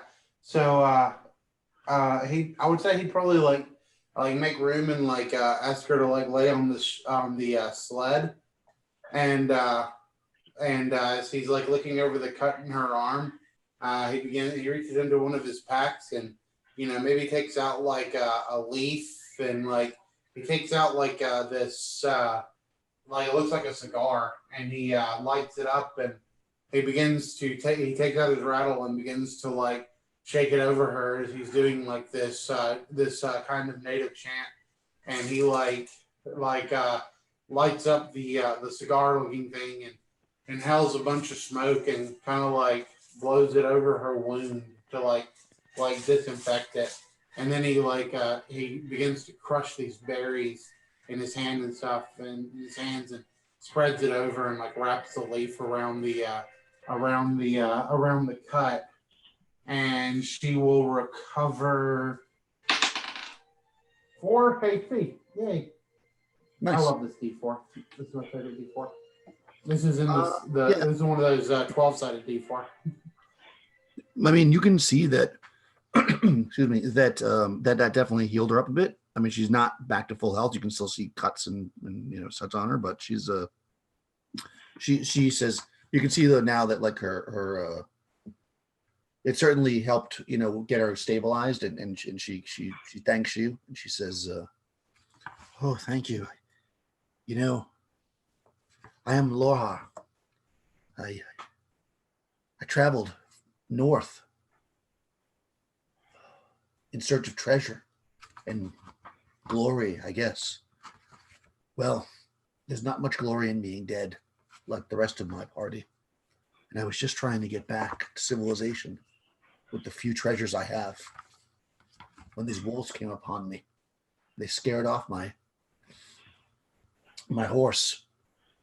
And now I would have been dead if it wasn't for you. Thank you. I'll offer you whatever I have. And she kind of takes her pouch or her bag and she opens it up. And there's like, she's got like a pouch and like a small sack. She pulls it out. It's got some like a few like jewels and some coins that look pretty ancient, probably like Electrum or something. Whenever Gazelle gets down to the party, and sees this woman, the first thing he's going to look at her, and he wants to discern what type of weapons does she have on her, all kind of weapons. Well, she had the longsword, but Rush's character took it. And on her belt, she's wearing she's wearing a dagger, and you can see under her, under the furs that get ripped up, that she's got like basically leather. He looks at her and he goes, "Which direction did you come from?" She says, "I was heading back from the Crystal Caverns, or the entrance to the Crystal Caverns on the other side of the river to the north." And she kind of like starts to point, but you can see that she looks a little bit confused as to which direction is north at this point. But she kind of says to the north, and she's looking. It wouldn't be from the direction of where we found that body. She's pointing like the opposite direction. Yeah, the you found the body kind of to the south west of here. She's pointing more directly north. You're heading to the northeast, basically. You're going in a diagonal. Right. She's kind of pointing. You would know from the map, right? That the like if you look at those hills and stuff that are in the center, the little amoebas, you guys are in right there. Yep. Right. So you're basically north of that, and she's pointing like where the rivers are. You see where it says Ice Bay at the top? Do you see that? Yep. He's pointing in that direction. That there's like that the mountains extend up past that. A little bit of it anyways. Maybe you don't know, but somebody in the party would know. All right, yeah, because they won't say anything else after that. He'll just sit there and observe. When she offers her jewels and those ancient coins and all, Azimek will reach in and he'll just grab like one gem, and he'll say, "This should be enough to help me recover the herbs that I used." Thank you. I appreciate it. And I hate to ask more of you, but would it be possible? Where are you headed out? Are you headed out of here? The winter's coming. Where I heard that before. And she says, I'm heading south. I just want to see my family again. Is she redheaded? She's a very tiny brunette. Oh, well, then Casil's not interested in her. No, you would have to. It's a reference to a TV show. Never mind. No, I get it. I'm making you do it. Simonek isn't going to say anything at first. He'll kind of leave that up to his party members to decide a little bit. He knows that at least because Cazelle is more close to the chest than he usually is. So he'll kind of let Cazelle answer that. Meanwhile, he's going to look over Euphemorus and see if he has any wounds on him. Yeah, Cazelle, at her asking, he would just point the direction of the temple that we're going to and give her the name of it, and we're going there. Oh, but the wolf. That's where I just came from. It's dangerous. It's wolves and more. Well, we can handle the wolves, it would appear. My party was killed by a great beast that came from the ice. It breathed steam and had many legs and claws upon it. Would we know that we would be crossing like the river and stuff where she's talking about? We'd have to cross that too. Crossed over, no. Okay, yeah, because Zale wouldn't even. He would just, look at her as she tells the story and not even reply. Yeah, I mean, you know where she described is across the river, but where you're going actually isn't on across the river. It's kind of next to it, especially with the way you're going.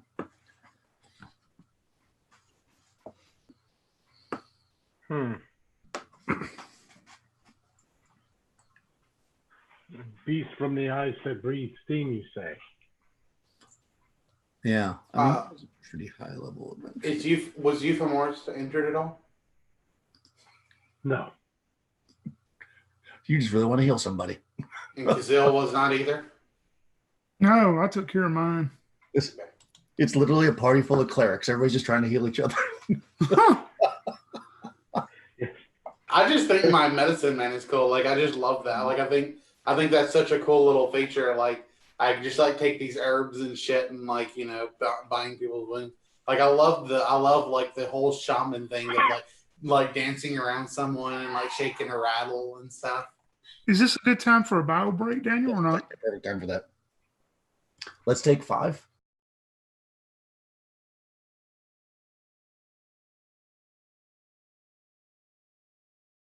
Okay, so I mean, this has slowed you down a bit. Clearly, you're taking time to help recover this young lady. The small combat. The wolves have not come back. After like an hour or so, when you kind of get your stuff together. I don't know if you want. It's only about halfway through the day. You could continue to travel if you choose. Continue to travel. She asked you to take her south, but you didn't really answer her. She asked the what? For you guys to take her south because she's she's trying to go south. I mean, Simonek, if she has to go south, Simonek would definitely not want to go south. How close are we to the end of the day? Like, are we going to have to rest before we get to the school? Yeah, you're on day 4. We got 3 more days before we get to the school. All right. It's probably 3.5, if not 4 days now because you stopped. Okay, so Simonek will tell her that we are not traveling south. That is not our destination. But perhaps I could help you one more time before we continue our own journey. And I'm really not excited about this, but oddly enough. But he's going to go ahead and cast Cure Serious Wounds on her. Oh, nice. Magic. Yeah. Let's see. I think this is druidic, so I think it will. Let me get my thing. Yeah, this is a 4th level druid spell. Okay. So he'll have to get out his rattle again, and he will invoke the spirits of his peoples, and dance around her and say a chant in his native language, and it heals 3d8 HP. Oh wow, that's good. I have 2d8 here, so I'm gonna roll twice and then I'll roll one more. Yeah. All right. 7, 8, 9, 10, 11. Oh wow. Okay. Yeah. The as you cast the magic, you're doing your magical spell. You can see the wounds, immediately heal up on her arms, and her eyes kind of light up with new strength and endurance, and she kind of like stretches a little bit, and she says, "You are truly kind and good. Well, I don't know that I can survive out here by myself. Would it be that I could travel with you to wherever you're going? I have no food or transportation." When she says that, Kazale doesn't say anything to her, but I'm going to cast Detect Evil on her. Yeah. So while he's doing that, to kind of keep her distracted, I've got her sword there, and I hold it out to her, and I say, "You know how to use this, yes?" Yes, I'm what you might call an adventurer, a thief. I could help you.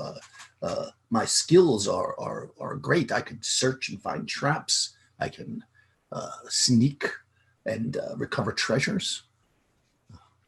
I'm very useful. Very useful. When she says that, Kazale will also maybe throw out some type of a thieves' cant sign to see if she notices it or recognizes it or makes a reply. Oh, okay. Interesting. All right, let me just check this one. Thieves can't. You don't really, detect any evil on her per se. She doesn't seem. She's not like a Cthulhu. Yeah, I mean, yeah, it's not like a besides the normal thieves evil. Yeah, exactly. You get a little funny feeling, but you don't get like a evil feeling. Let me just look at it. So all thieves can't. I don't know. Like, it's not really like a sign necessarily. It's like, I mean, the way I've always understood thieves can't is like it's like coded messages. It would be like you would say something, right? It's usually Not been always. described. Yeah, it's Not usually been always. described as a Some. mix. It's usually been described as a mix of words and hand gestures is what the Yeah. So Yeah. so I would turn to the other two and say if she has already been there and she has seen the dangers, then she could be of use. And then I just kind of look and say, but there will be no double crossing. And I kind of give her the stank eye and I say, yes. Of course, I'm a loyal companion. Did she reply to the thieves' cant or not? Did she? That's a good question.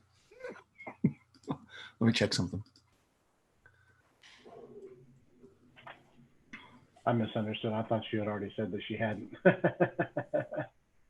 No. Oh, I didn't hear it. Oh. No, that was me. I that's what I'm saying. I misheard. So No, you're good. She's a subclass, so I went to see if she can. No, she does not reply.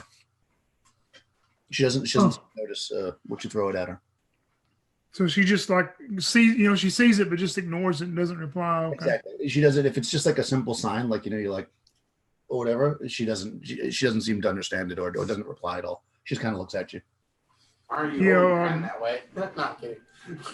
Kazale will not say anything. He'll just for right now he's not going to reply to anybody right now. He's contemplating something. Okay. I turn to all of them and I say we bring her. She will be of use, or she will suffer the same fate as her previous friends. For that is Uller's way. I cannot nature leave her out here to freeze to death.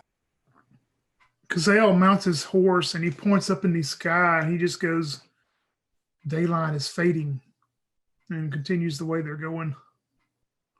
Okay. Yeah, I mean, she doesn't have much, but with the dead body and with her now, you're probably really with these dogs. So, do we really need to bring the dead body?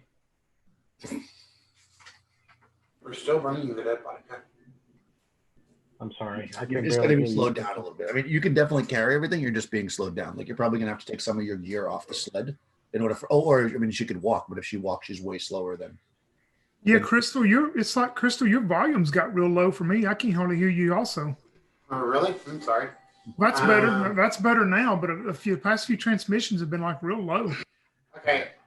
I may or may not be drinking, so there's a possibility that my voice is like going in or out.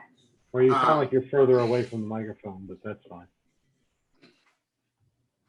Yeah. Anyways, I'll try to make a note to speak louder and make sure I do. Yeah, she, so basically, if you put her on if she doubles up with one of you on the horse, or she goes on the on the sleigh, and you. Oh, nice. Oh, she was talking to us. Yeah, she was. That's a good sign. Sorry. In any case, you probably have to take some of your own personal gear, like that you had thrown onto the sleigh, to reduce some of the weight on there for the dogs in order for her to go on there with it. If you're going to keep the dead body and her, in any case, it's going to slow you down. So you think it'll add at least a day or so to the journey, if not two. I mean, that'll be fun. I mean, I still have tiny hut and everything. I mean, the tiny hut's been keeping us warm and all. And from what I understand, and you, I mean, I guess you could say differently, Daniel. But like, if it gets like, it says if it gets lower than -10, that for every degree, the tiny hut will lose a degree. So I'm thinking if it gets to like -11, the tiny hut becomes like 69 degrees. Oh yeah, yeah. It would have to be very, very cold to really start to affect you. Yes, that's 100% true. It's been going below 0, but not so much. You know, so you're totally fine. It hasn't gone below -10. Okay, so you're moving along, and you make a little bit more headway before you end up having to camp. You know, you don't get to go that much further. By the time you move all the gear and get yourself organized. But as you come in, you find a nice spot. You're kind of out in the open plain now to camp. You know, you find that she's pretty helpful. You know, as soon as you get off, she seems to have her strength back, having healed everything, and she helps collect firewood and does that stuff.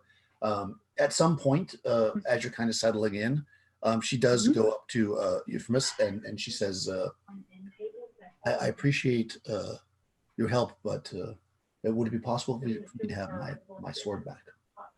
I won't be able to defend the group very much. She taps on the dagger that she has. No, I'm sorry. I assumed that when she, I shouldn't have made that assumption. So yeah, when she gets onto the dog sled, I would have handed her sword back then. Oh, okay. Yeah, she takes it back. I mean, once she agrees to come with us, then she gets her stuff. Yeah, she's got like a backpack that doesn't have much in it. Like I said, like it got torn open, so like they took all her food and stuff. She's basically got that from what you saw, she just has leather armor with some furs, and so she doesn't have a lot of weight on her. Backpack with some, probably maybe she shows you the thieves' tools if you to prove that she's a thief. She has thieves' tools, that kind of stuff, and the sword. Yeah, some of the kids are not crazy about traveling with a thief per se, but teach their own. But okay, so I'm gonna assume that like over the past few nights he's used Tiny Hut. He's probably told his allies how it works. Like, yes, you can move within and out without the tent, but if I move out, it will be gone and stuff like that. But tonight when he casts Tiny Hut, he's not going to explain to this newcomer necessarily how it works. Okay, that's fine. Well, she does offer to take a guard shift if you want her to. We're still traveling in pretty much open ground. I mean, there's no trees, hills, or nothing in this area at all, right? Yeah, no. Where you are currently, you're pretty much right smack dab in the middle of the open tundra. You think that by tomorrow you should get back into a hilly area again if you can make like a bit of a longer day.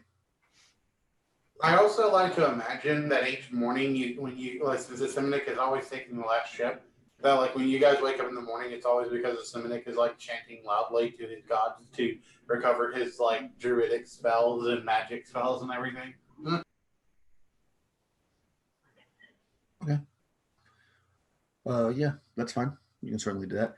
Like when you come out, he's always like dancing around the fire and like in a tribal voice and like throwing inside the hut. If you're dancing around the fire, then they're going to be damn cold because they got to be in the hut. I guess so. I mean, we can't have a fire inside the hut? You probably can, but the hut's not that big, Crystal. I guess so. All right. Anyways, stuff that's relevant to the actual game. Let's focus on. So, do you want her to take a guard shift? Because she asked. Yes. Kazale would be against her, especially if all three of them were sleeping. He would be against it. Simnick would say if she does, he would prefer that she takes an early shift. If she does. But he'll leave it up kind of to the others and stuff. Yeah, I mean, Kazale would, if she's if she's going to help out, Kazale would want her to help one of them on their shift.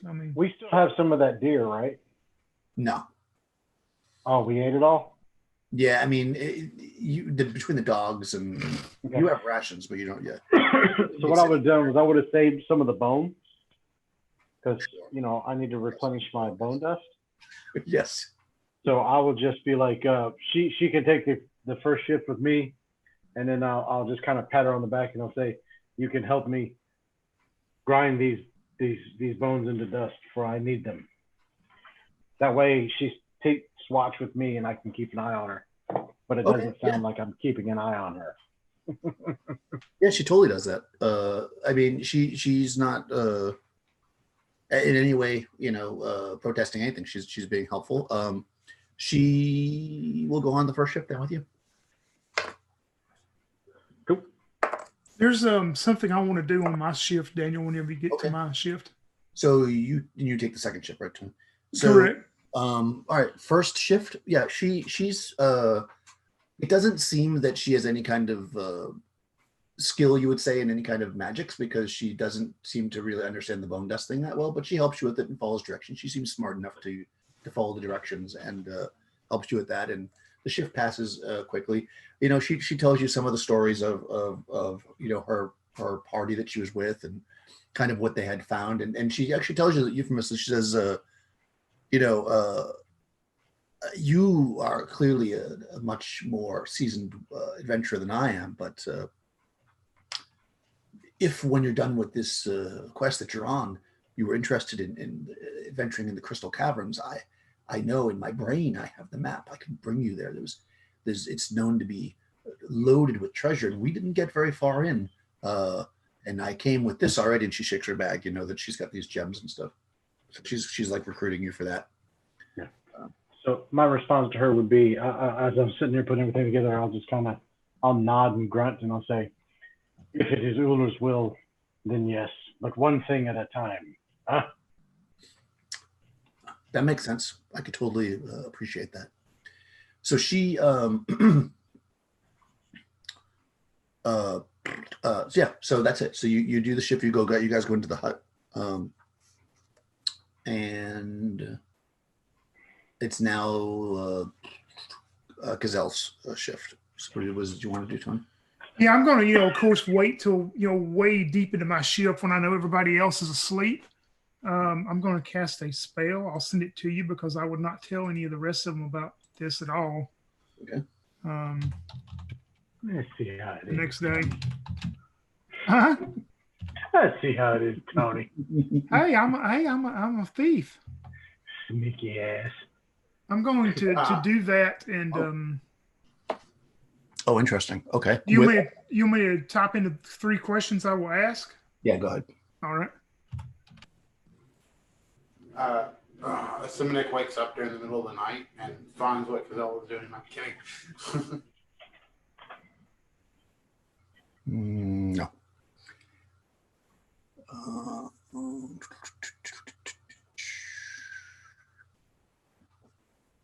And I love this private chat. This is the best thing about this thing.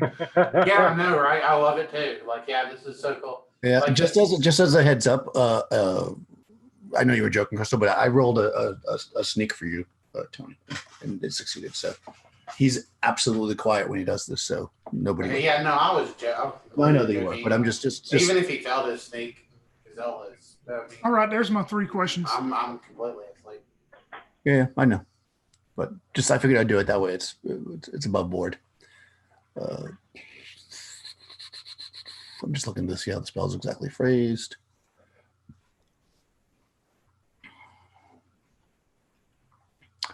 Allows sorcerer to person to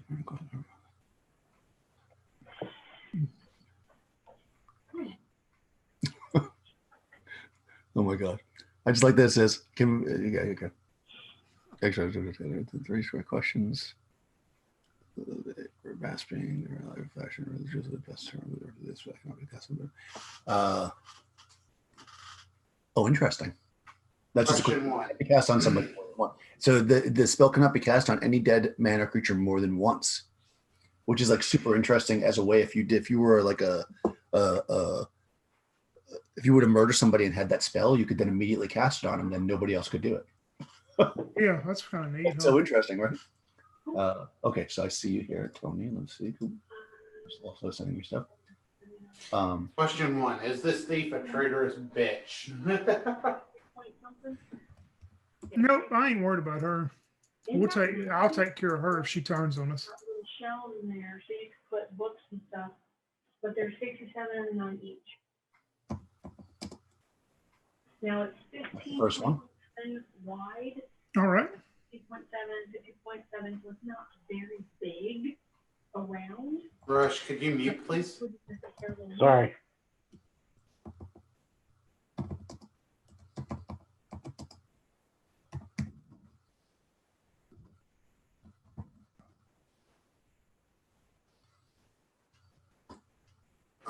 While Daniel has answered those, I just want to say, like, I'm ready to play some zombie stuff, guys. So tell me when you get your zombie stuff ready again. I'd love to play. All right. Got the answers. Okay. Okay, let me look at Crystal's thing. Well, unless you want to do something while you're still.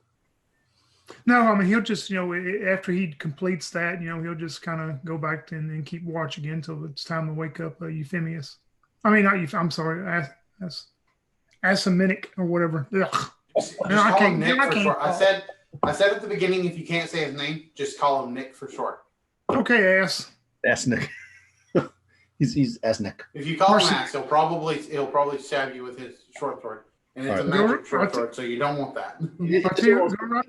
It is almost PvP time, so I guess that's. Yeah, I can say go ahead because I'm gonna wake you up and say it's time to get up and watch ass. Yeah. But okay, so yeah, you do your deal, and you come back into the hut, and then as the night passes, the moon is now starting And to dear, sorry, wane. Azimet. No, I'm not going to say your name either. Asnick. It's now your Nick, The mask. Asmonic, Asmonic, yeah. So Asm- yeah, so oh my God, now I can't say my name. It's Tony's fault. Yep, Yeah. I did it. I started it. So as Asmonic, when he starts his shift and everything, he would like to. I'm sure that their water is getting kind of low because they had like 5 days. You said. Yeah, you got the water. So he would like to gather their water pouches and fill them with snow and everything, and use melt ice in order to, refill their water pouches and everything for his crew. Okay, yeah, you definitely do that. I mean, because you're from the South, or I don't know this. You are from the South. Snow doesn't make very much water, but ice does. So we'll say you chunk some ice out of the ground and set it on top of the tent, and then melt it. And as it goes down, you fill the jugs. Because that's how northern fine. people do that stuff in the winter. Yeah, I totally knew that. I was testing you to see if you knew that. Yeah. No, that's true. I mean, I remember filling buckets full of snow and you get like a glass of water. But if you take ice, it's much better. So, anyways, you do that, and It does say, like in the spell, that like melting ice takes like a few turns, but that melting snow is instantaneous. And now I guess I understand why that's the case. Well, the Jeffrey Tlanian who wrote the game, I think he's from New Hampshire, so he probably gets that too.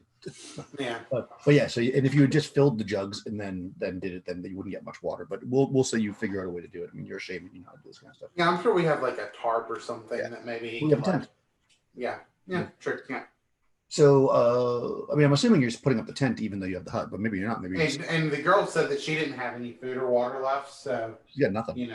That will help her. Does she have at least a water skin? No, she's got nothing. Oh, okay. She's drinking from your stuff. Okay, that's cool.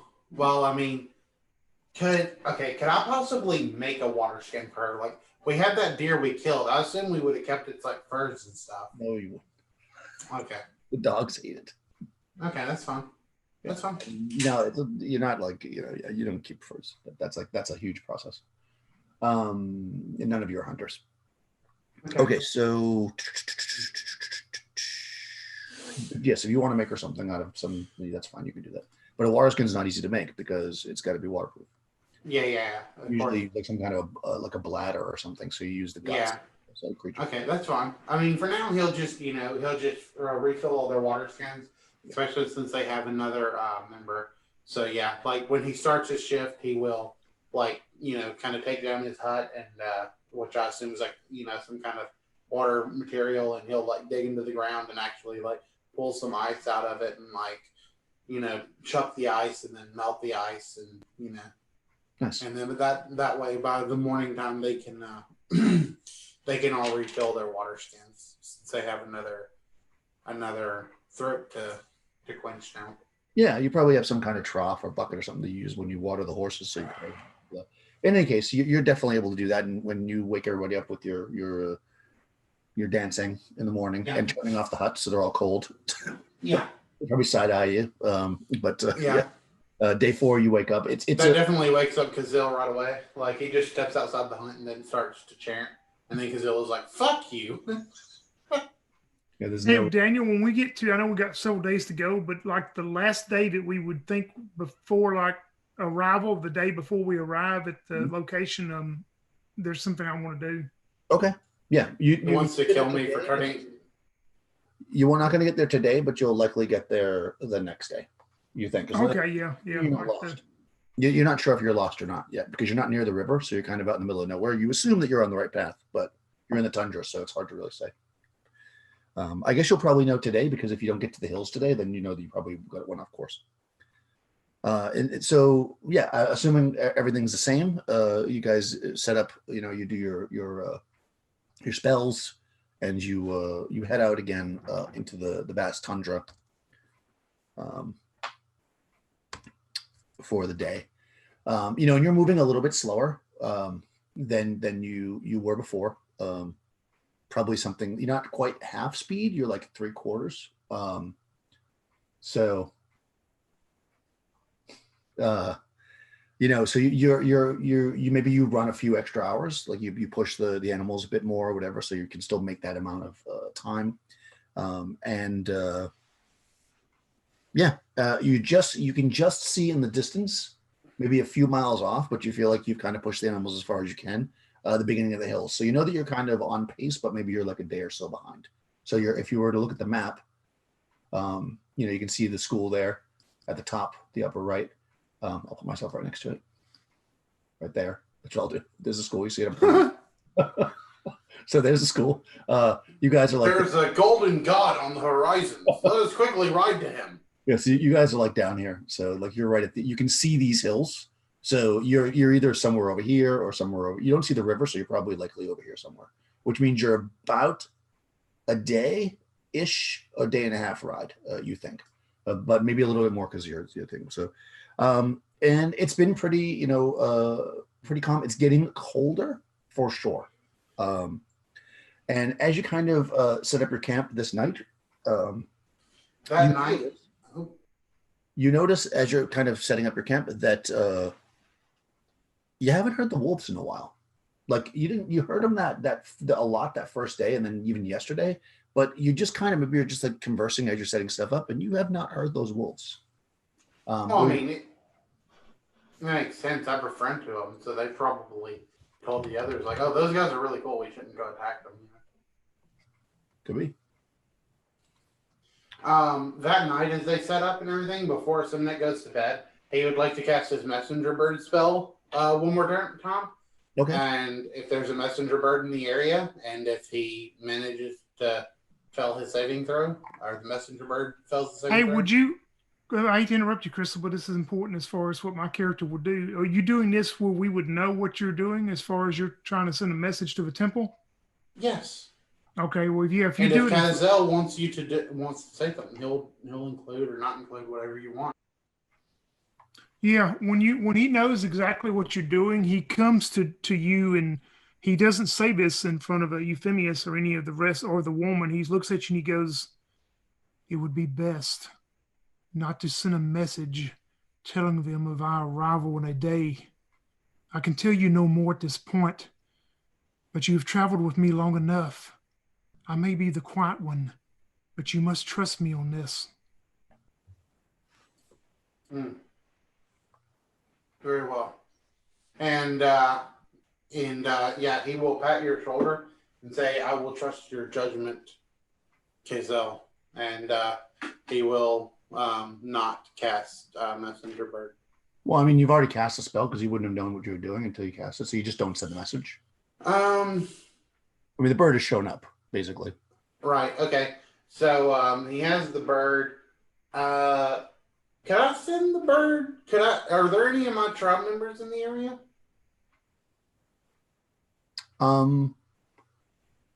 I don't think so. Let me just check because you're in the Spiral Mountains, and I believe that the Eskimos are from like the island, the islands off the coast, so they're like probably thousands of miles away. Okay, and also I speak. If this will give you any indication of maybe tribes I would have talked with or something in my journeys, I also speak Celtic. So if there are any Celtic tribes in this area, but Pictish dialect. So if there are any Pictish Celtics in this area, I may know some of them or not. Up to you. Let's see. Spiral Mountain Array.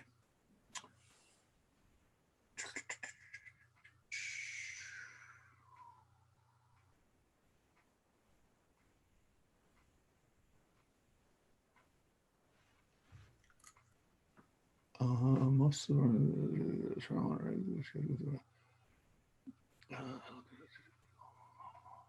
the Spiral Mountain Array, which is notable,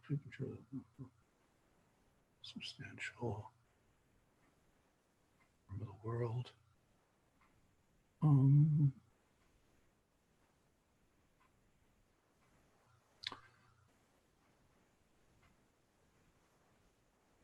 No, probably the closest thing that you would know of would be where you came from, which is the Chimerian village that sent you here. You don't think because otherwise, I mean, you could try to send the bird off like further, but you don't know, that it would make it because it looks like from Russia they can travel like something like 200 miles in a day. So you theoretically could send one further, but it doesn't. You would be less likely to arrive. Okay. Yeah. I'll send it back to the village that we came from. Okay. Saying with a message that basically says, we are near our destination. With the blessings of the gods, we shall return to you soon. Basically saying like I'll send you word when we officially reach the goal, that kind of stuff. Okay, perfect. Yeah, you send it off. The bird failed its save from its bird, and it goes. All right, so similar guards and stuff. Yep, good with me. Yes.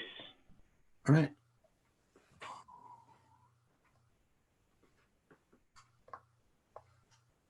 That I do want to do one thing though on my turn or my watch when it gets to that. Okay. So, Rush, are you going to have her sit with you again and do the bones, or no? No, I think the bones are probably good, but I'm going to invite her to stay up with me and tell me more stories. Because my people are very, I would tell her that the sagas are very important to my people, and I wish to hear more of yours. Fantastic. Go ahead. I'll let you roll it because I'm nice. Roll a d12 for me. A d12. Okay. I got a 2. Oh boy.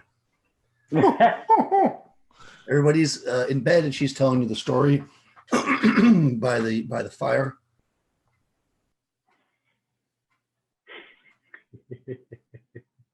Let me clear my throat before this happens. And she's telling you this beautiful story, and she kind of leans down to pick up a stick to poke the fire, and when she comes back up, you didn't even see. You're surprised that you don't know how she did it, but somehow she drew a dagger, and she jams it right into your even though technically it's supposed to be in your back, it's more awesome to stab it in your chest. So she's going to try to stab it into your chest. She's attempting an assassinate because she is an assassin. Oh shit! So let's see what level you are versus what level she is. And I let you roll to hide to see if but you really failed bad. Okay. You have me at level 6 is what it level says. Assassin, and you are level 7. So she has a 7 in 20 chance of assassinating. Oh, she has to hit you, I think. Am I 7 or 6? It doesn't matter. You're the same. Okay. 6 and 7 is the same for this. All right. I think. Yeah. For you, it's the same. All right. So first she has to roll to hit you. Because she surprised you, you don't get your dex bonus if you got one. So just straight up AC basically, and no shield clearly. All right. Hopefully for a low number here, buddy. That puts me at AC 2. I can't even. I can't. Am I dead? I can't. Nat 20, I bet. You rolled a nat 20. Yeah. God. But that only means that she hit you. Let's see if she. I'm gonna let you roll it. Roll a d20. Hold on a second. All right. Okay. Whoops.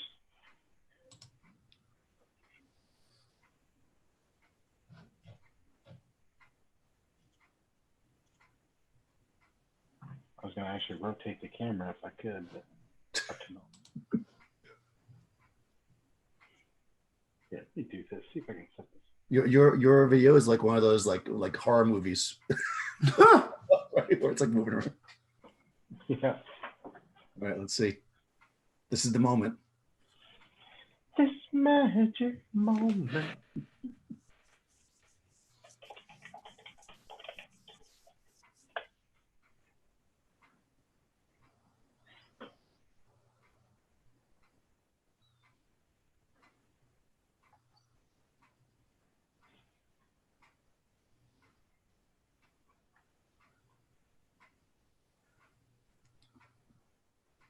Are you using a dice roll? You told me to hold on a minute. No, I didn't. Yeah, you did. You No, I said meant roll a d20. I was excited to hold on. I was like, hold on, let's see what happens. Oh, when you said hold on a minute, I thought you meant hold on, don't roll it yet. I'm I sorry. know the suspense is killing me. It's, I thought it's like when you're you watching. It's like when you're watching those shows like on TV, and it's like, and we'll find out if this answer is correct when we come back from break. No, but he said hold on. I thought he literally meant. Okay, here we go. I got a 15. Okay, the assassinate failed. In other words, you don't have instant death. However, it still counts as a backstab, which is at her level 3 times damage. And well, it's only a dagger though. And it's a crit. Okay, so let's see. 4, 5, 6, 7 points, and it's a +1 dagger. So 8 points of damage, plus the crit, which is a 3 on the crit. For a thief is +2, so 10 points. She jams into your chest this dagger, or maybe your side, or whatever. You kind of block it. Maybe that didn't do that much damage. She attempts to jam you right in the chest, and you kind of like move and get it like jammed in your arm. Go ahead though and make a save versus poison. Aha. Mm. Biatch. All right. Saving throw. I do not have anything for poison. All right. Oh, we got to get Equal to or over. Equal to or over. I did fail. Okay. The poison save. You failed. Okay. It's not instant death, don't worry. So you take 10 points of damage. Okay. I've marked it. Let's see. This is going to take. I guess it. Okay, so it's going to take 3 rounds to kick in. She also she did that. Okay. Shit. All right. So she stabs into you, and that was like a surprise. Now, what do you want to do? No, we're gonna roll. So I'm gonna stand. What I'm gonna do is, as she stabs me, I'm gonna stand. Mhm. I'm gonna bellow like like that. So, obviously to wake the others up. And I'm assuming I have none. My weapons and all are not in my hands. So but we do have a fire, right? Yeah. I mean, you probably have a weapon next to you. You're on guard, but you probably don't have it in your hand. I am on guard, aren't I? Yeah. You can certainly like arm yourself in the first segment if you would like. No, I'm gonna stand up because I'm strong. You are strong. And I'm gonna seize her, like in a giant bear hug, and attempt to. I'm gonna. My eventual goal is to like pick her since she's little. I'm gonna bear hug her and pick her up and just throw her right into the fire. Nice.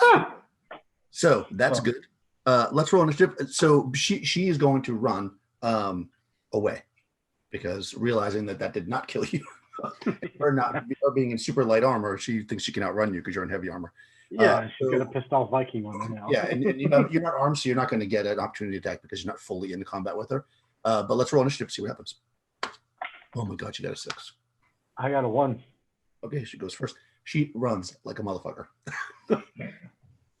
You know, so she stabs you, and then as you're like, "Rah!" She actually, I'll say because she's running so fast, she doesn't even take her dagger. She like leaves it in you and just runs and into Yep. Oh, does she actually get into the darkness where I can't see her anymore? She moves her full movement, which is 80 because she's running. Actually, it's double because she's running, so she moves 160. So yeah, she's in the dark basically by the time you can make chase if you'd like. However, you're roughly you're not half her speed, but you're like 2/3 of her speed. Yeah, I know I'll never catch her. My only hope was to grab my hand axe and plant it right in her back. Do it. Well, she's 180. She's gone. Yeah, that's true. You can't really. Yeah, you there's could no chase way. her down, but you wouldn't catch her unless she stops. So yeah, she's gone basically. Let me just see. I mean, you can try to find her. You don't know exactly where she's going. You do know that she's got nothing. She has just like furs wrapped around her shoulder, and I guess probably her sword. Maybe she probably had it on her belt, but otherwise she didn't take her backpack or anything. She was sitting out there with you on guard duty. So, so she's basically got nothing, and she runs off into the darkness. And everybody wakes up to a bellowing Viking. Now, unfortunately, you failed the saving throw,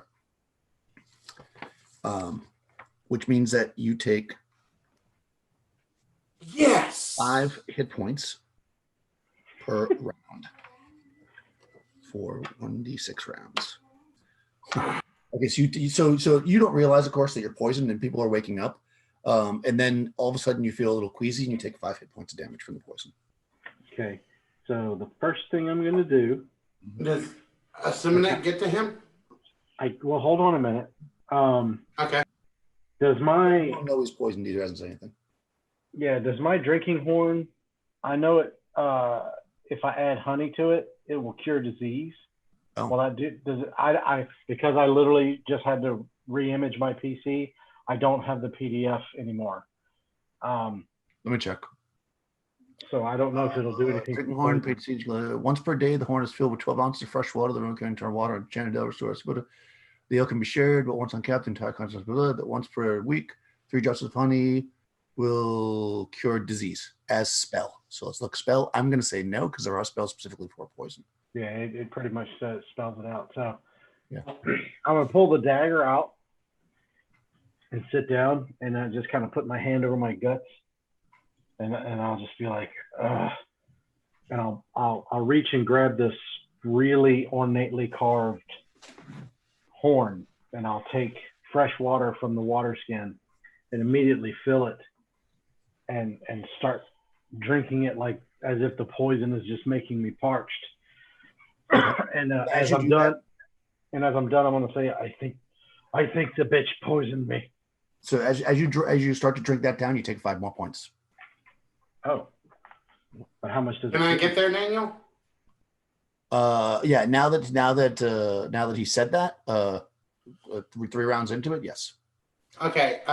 Okay. Simonet will say, will turn to Casimel, who has to I don't know his name, to the other guy that's up, and say to him, if you must chase her down, do so. But I must tend to him.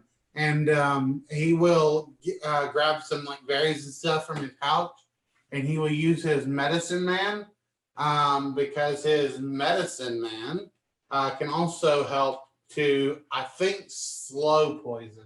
I'm not sure if I can cure it. I might be able to cure it, but I think it's only once a week. You can but I think after by spitting. You can draw poison. You have a draw poison ability. Although at this point you are 4 rounds into it, so you only have a 2 and 6 chance. Okay, hold on. But I can also slow it, can't I? Yeah, natural poisons. So but this is like a magical poison. Is it? Oh, you don't know? Okay, I don't know.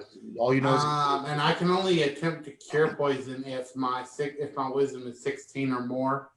And my wisdom is a 15. Just You slight can of try to what suck I it out need. then, basically. Um, 2 and 6. Okay. Rush, to answer Yes. your before Crystal started, hold on, Crystal.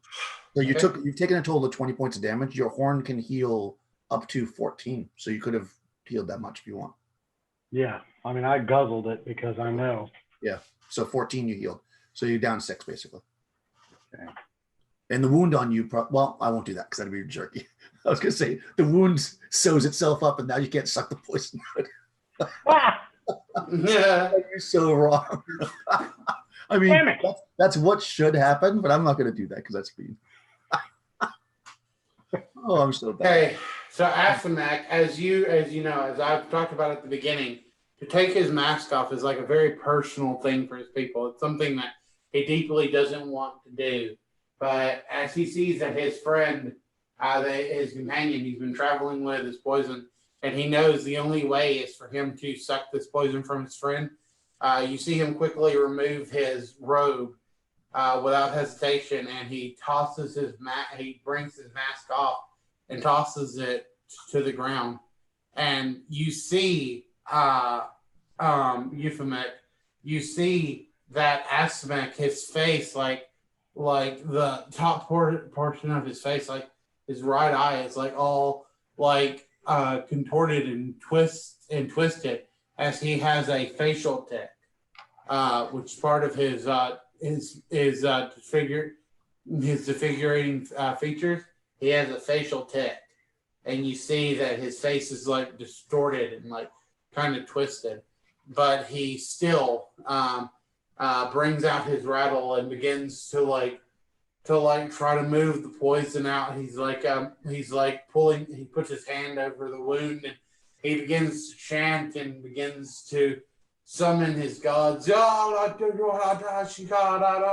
And he is attempting to pull the poison from you. On a roll of d12, I grabbed a d20, and I got a 3. It's on a d6. Oh, is it a d6? I thought it was a d12. My bad. Okay. Spell, you're just trying to suck it out. Okay, a d6. I got a 1. Okay, that's actually successful. So yeah, so he is pulling the poison. Oh no, hold on. Shit, from you. no, it doesn't work. Sorry. It doesn't work? No, victims of envenomed blades or ingested poisons are beyond shaman's aid. It doesn't work with them. Oh, shit. I think other people can, but not the shaman. You can't suck it out. I wanna do something too, Daniel, when you get to me. Yes, go ahead. Because Zale waking up, being woke up, and he walks out and see what's going on. He looks towards Euphemius and he goes, "Which way did she go?" And if you show me which way, did she go back towards the temple or another way? Yeah, I point towards the temple. Yeah, I point to the woods where she ran. Yeah, to. when you point that way, a Simonik is starting to do his chanting and doing whatever he's doing. Kazale walks over to the sled where the body of the dead Apollo priest is, and I am going to animate dead on him and give him an order. Yeah. No. Wow. That's dark as shit. When I get him awake, I'm going to look at him and I'm going, did she leave her sword too or just her dagger? No, just a dagger. Yeah. I give him the dagger and I go, "You will avenge the person who killed you. They just tried to kill us too." And I point the direction that she left. Okay. And give him the order to go and assassinate her. Nice. And from reading it, he pretty much follows the command of the caster, following, attacking, or standing guard as directed, and it's permanent unless they are turned or killed. Yeah. 100%. Yeah. Yeah. It takes the dagger, and it looks and it's kind of like a soft glow in the eyes, and it trucks off into the snow, following the path. Yeah, and I don't know if the other two would have noticed all this. I mean, they've got so much going on, but I just go back over to them and I look at you feminists and I go, "If you can hang in there long enough, you will be avenged this night." Yeah, 5 more points, Rush. Okay. if nobody has anything that cures poison, basically you're going to take a total of another 20 points, including. Okay, so if a Simic sees this isn't working, can he cast Cure Serious Wound? Wait a minute. Hold on. You said instead of burning your spells, I immediately grab my water skin and I like fill my horn back up again. Oh, wait a minute. You only do it once per day. Oh shit! All right, you said okay. Man, one tiny little assassin with a dagger is wrecking the party. Come on, guys. Did you say I was only going to take a total of 20 more points of Yeah, damage? 20 more points total. Yeah. Well, I can survive that. Yeah, I guess you're gonna have to. Yeah. I mean, if nobody has. Yeah, but Simic doesn't know that. And anyway, Simic is still going to try and cure. Not cause, cure serious wounds if you can. Okay, so then, all right, if you're doing that, then fine. So rush, take 5 more points of damage. Forget about what else I said. Go ahead and do your cure. Well, I've already done my cure. No, I not already you, done my him. Crystal. Sorry, yeah. Oh. Okay, Simic cures him for let's see, that's 6. Oh, nice. I rolled an 8. 6 plus 8. I'm too drunk to do math. 6 plus 8 what's the damage? Okay, good. So you heal him. The next round, you take another 5 points of damage. Okay, so You won't pick up to full for sure with that much healing that you just did. Okay, so now that's up to full. Now I'm back down to. And you're back down 5. 44. Okay. Does anybody else got anything? Nope, I'm not that kind of pearl owner. All right, so take 10 more total rush and you're done. All right. Basically, you should be down 15 from your max. No, I'm down quite a bit actually. I'm down to 24 out from 49. Oh, what? So you took me down from the damage to the blade, right, and the poison. Right. I healed up almost full, but not quite, and then I took some down, and then Crystal healed me to full, and then I went. You said take 5, so that takes me from 49 to 44, and then you said take. Yeah. All right. Yeah, you're right. You're down. Yeah. Okay. All right, so yeah, the healing works, but then the poison is still acting, so you take more damage. And over the next couple of minutes, maybe it's a little bit. You don't know it's going to stop, so maybe you're starting to freak out a little bit. Yeah. But eventually, your constitution kind of kicks in, and maybe you throw up or something, and you're not feeling sick anymore. The zombie is. I don't see how fast zombies move. The thing about zombies is that they're tireless. Yeah, that's what I'm saying. Probably really slow, but it's probably terrifying that this thing's always on the hunt. Yeah. I mean, it's not a revenant, but it's a zombie, so it's gonna. Let me just see how fast it goes because I'm curious, because she's gonna have to rest. I mean, she ran, so it's not like she's leaving a hard trail to follow at this moment. Zombie. Yeah, I guess I would think maybe he would have a sense of, with that being his order, maybe he would also have just probably internal sense of knowing where she's going or which way to follow her to, maybe. I mean, she doesn't have any magic power to do that, I'd say, but it can certainly follow the trail. And yeah, maybe it knows. Actually, it probably has a sense, right? Since you told it that, that it was going back to the place, and that's where he's going to go. Yeah. Soulless corpses of men. But she doesn't even know that the zombie's after her yet, right? So she could stop to rest, and then all of a sudden she wakes up and there's just a zombie raping her. Yep, that's exactly why I need to check its speed to see, because you can only sustain your speed for so long, and it's cold. The zombie doesn't care about the cold. She doesn't. So, yeah. Zombie don't care. Zombie don't care. Zombie's just going for it with the dagger too. Just to add. You see this? This is a zombie. Zombie don't give a fuck. Yeah. Okay. So yeah, what do you? So that all happens. You of course ran out of the hut, so it turned off. So now you're out here in the freezing cold with the sick. Well, I didn't run out of the hut. Sure, when you're on guard duty, you're outside the hut because there's a fire out there. You would have had to go out the hut to help. You Oh, drop- I would have had to run out of the hut? Okay, then the tiny hut is gone. I mean, you definitely ran out of the hut. It was pretty obvious. Sorry, Cassell. I was trying to save our friend. You're going to have to endure the cold for a night. Oh, yeah. Well, I'm not saying anything. I know, I'm saying I'm sorry to Cassell. Let's see what the temperature is. Oh, -10. Perfect. So I think Cassell will love it. you all got to make a test of Constitution once per hour to not take damage. But you have a fire. So I'm going to say just make it once. Okay. Do a standard test of Constitution or take just a D6 from like the. 19. Okay. I'm good. It's just a D20 against our con. No, it's next to your Constitution should be test of Constitution, not. Oh yeah, okay. It's a D6. Oh, test Two. of Constitution. Right. Okay, I forgot about that. I You know, failed. this is a really cool freaking system. I think so.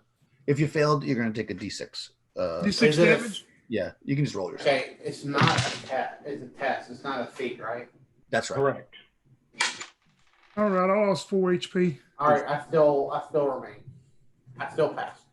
That's probably actually appropriate too, because your character was the most likely to be cold. Well, yeah, and he's got a low con too. So So you make it through the night. You know, you got a fire going, whatever, blah blah. Maybe you try to get as much rest as you can. The people that you know, you still do your shifts. She doesn't seem to come back.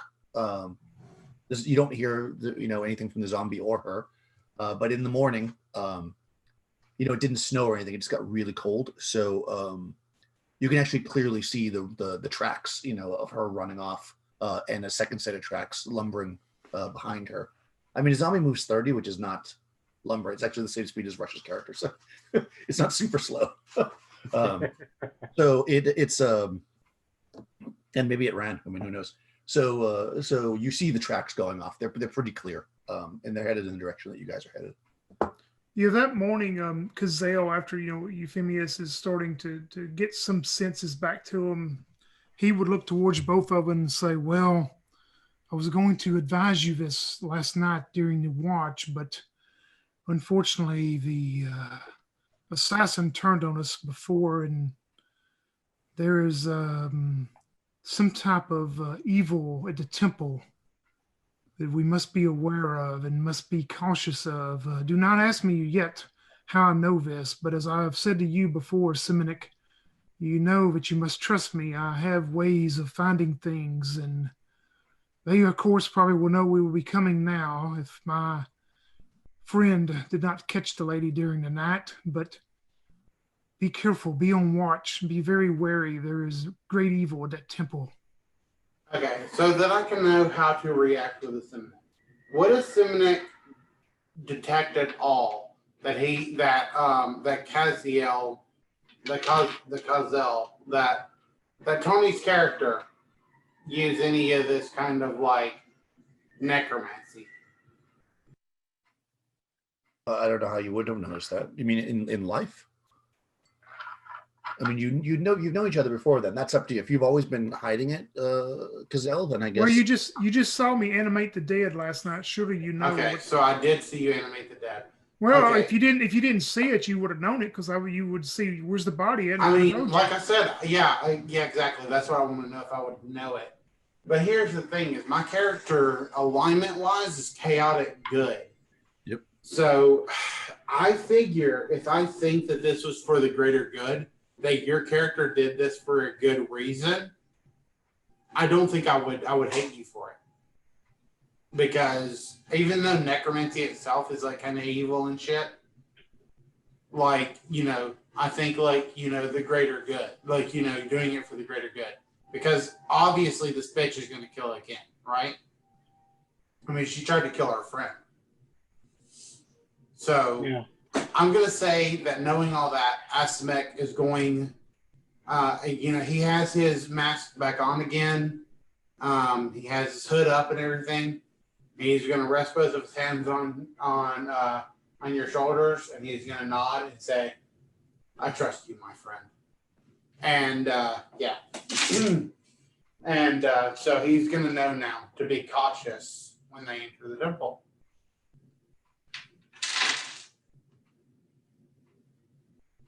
Okay. Excellent. So what do you guys want to do? Are we able to recover all of our spells and stuff before we enter the temple? Well, there's no temple here. You got to travel quite It's still a day, a good day away. Okay, you know. so a good day. Yeah, Can I cast before we get to the temple? Am I going to be allowed to cast Cure Light Wounds on Euphemorus again? Yeah, you got your spells back. You got. Okay, good. Okay. Like, are we going to rest another night before we get to the temple? Oh, there goes my How D. are you? I guess it Euphemorus matters will what tell- time. It matters Oh, what I'm sorry. time we get to the temple. You know what time we if we get there at darkfall and know that it's right ahead of us. I guess we'll decide then. I mean, Astomenic will tell them, like, hey, I can cure your wounds, Euphemorus. I would like for us to cure as much as we can before we get there. You know, I mean, obviously we kind of know how spells and stuff work in this world, right? So Instead of using, in other words, I can drink from my horn again, which can do up to 14, which will get me almost all the way there. I can call upon my gods to heal you for 3d8. And Yeah. I guess the point I'm getting at was that we may want to save your spell, because what I if do that is is what you think, if that is what you think will be. yeah, I'm talking out of character here, because I have an Well, ability. if we can go slower, we could go slower and rest in the wilderness for one more night. I will be able to cast my tiny hut for us, and that night I will be able to do the healing. And then the next day we would still have all of my spells and all of our spells.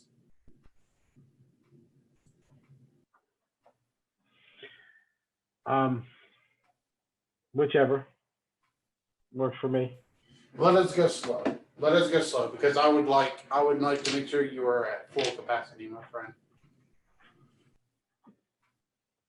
Hey, Tony. yes. So we're not exactly sure when, but at some point, the mummy, the zombie or whatever you made, creeps up. And surprises the assassin as she's resting. Maybe she's drinking from a stream or something. So go ahead and be a zombie and attack this woman. All right, just a straight D20, or is he getting Yeah, kind of? D20. Your 2 hit dice. So your fire. Yeah, just roll it. I'll tell you. Her AC is Oh, you're not gonna believe me in that 20. nice. All right. Okay, so it's a monster. So roll D6 for the crit. A 4. All right, so 4 from monster is double damage. Okay, so go some zombies. Well, it's either a D8 or by pummeling, or you use the. I'm just going to give you that. I'm not going to do dagger damage. That seems stupid. All right, D8. Yep.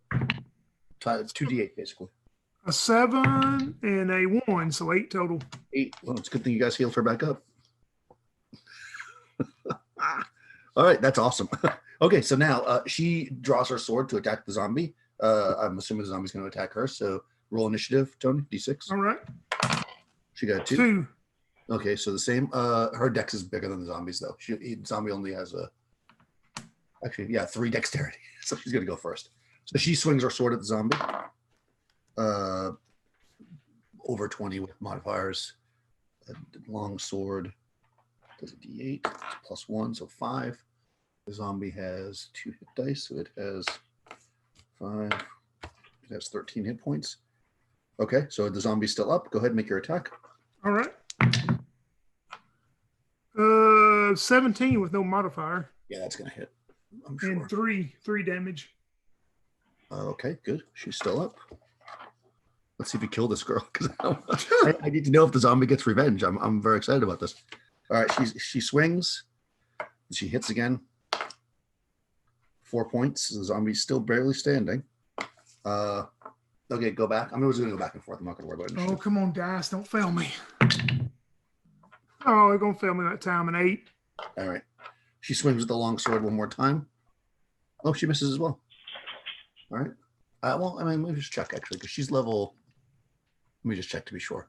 She has fighting ability of 5. So to hit his armor class. Oh, no, she only needs a 7 to hit you. So actually, she did hit. Huh. That is a okay. Only 1 point though, so you're up. Yep, 16 on the die and 7 on damage. Oh crap! All right, she's almost dead. Oh wow! Before you. All right, so she swings at the zombie. Oh my god, she crit. Oh man, that does it. Sure.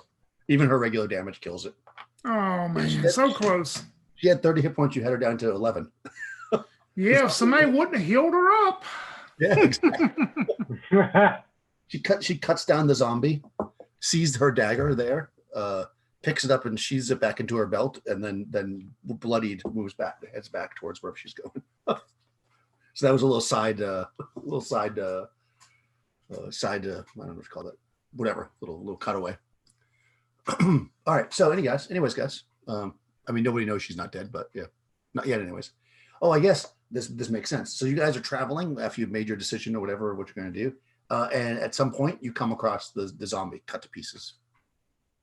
Yeah, when we do, because Zale looks back towards him and he says, "Well, unfortunately, she had something that was a little bit stronger than what he could do, but maybe he's at least has put some damage into her."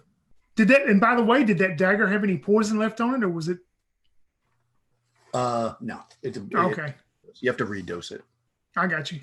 Oh, actually, she left her bag, and if you had looked through it, she actually had. I'm sure you would have looked through it. I should tell you what's in her bag. She had some gems and jewels, like I said, which probably you don't care about right now. But she had she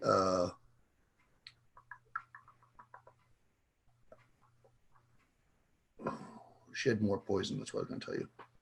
Yeah, she's got poison. She has 4 vials marked poison, and then she has 2 potions. I'm just going to say she'd have them marked, because if they weren't marked, you wouldn't know. She has 2 magic potions as well, flying and climbing. Oh, wow. Yeah. Assuming it is going to at least collect the zombie's helmet, the Apollo helmet, to be able to deliver to the temple. Okay. I know that Cassiel says that the temple is like hurt or whatever, but he's gonna at least take it back to the temple. I said the temple was evil. There's some evil going on there. Yeah, I know. I mean, yeah, that's what I meant. But I'm just saying, like, he's still gonna attempt to take that helmet back because it seems like the right thing to do. Cool. All right. So you travel a bit more. I mean, with this, well, now that you don't have the girl anymore, and you let you moving faster again, you come to what would be you can see in the distance, probably like a mile away, because it's a pretty open area, what they call the Valley of Law, which is where the temple is. It is essentially a sheer cliffside on the north. To the south is a mountainous area, and then the valley itself they blocked off with a large. Let's see. I think I can do it like this.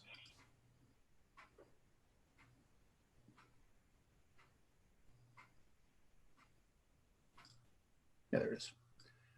All right. So basically, I mean, you're way out north of this, but you can see there's a wall here. So essentially, you got a sheer cliff here. This is like mountainous around this outside of it, and then you've got tower, a little stream running through, a gate, and then a wall. So you can see it. It's about a mile away, and the sun's starting to dip. You think if you were to like go fast, you could get to the gates just as the sun was going down.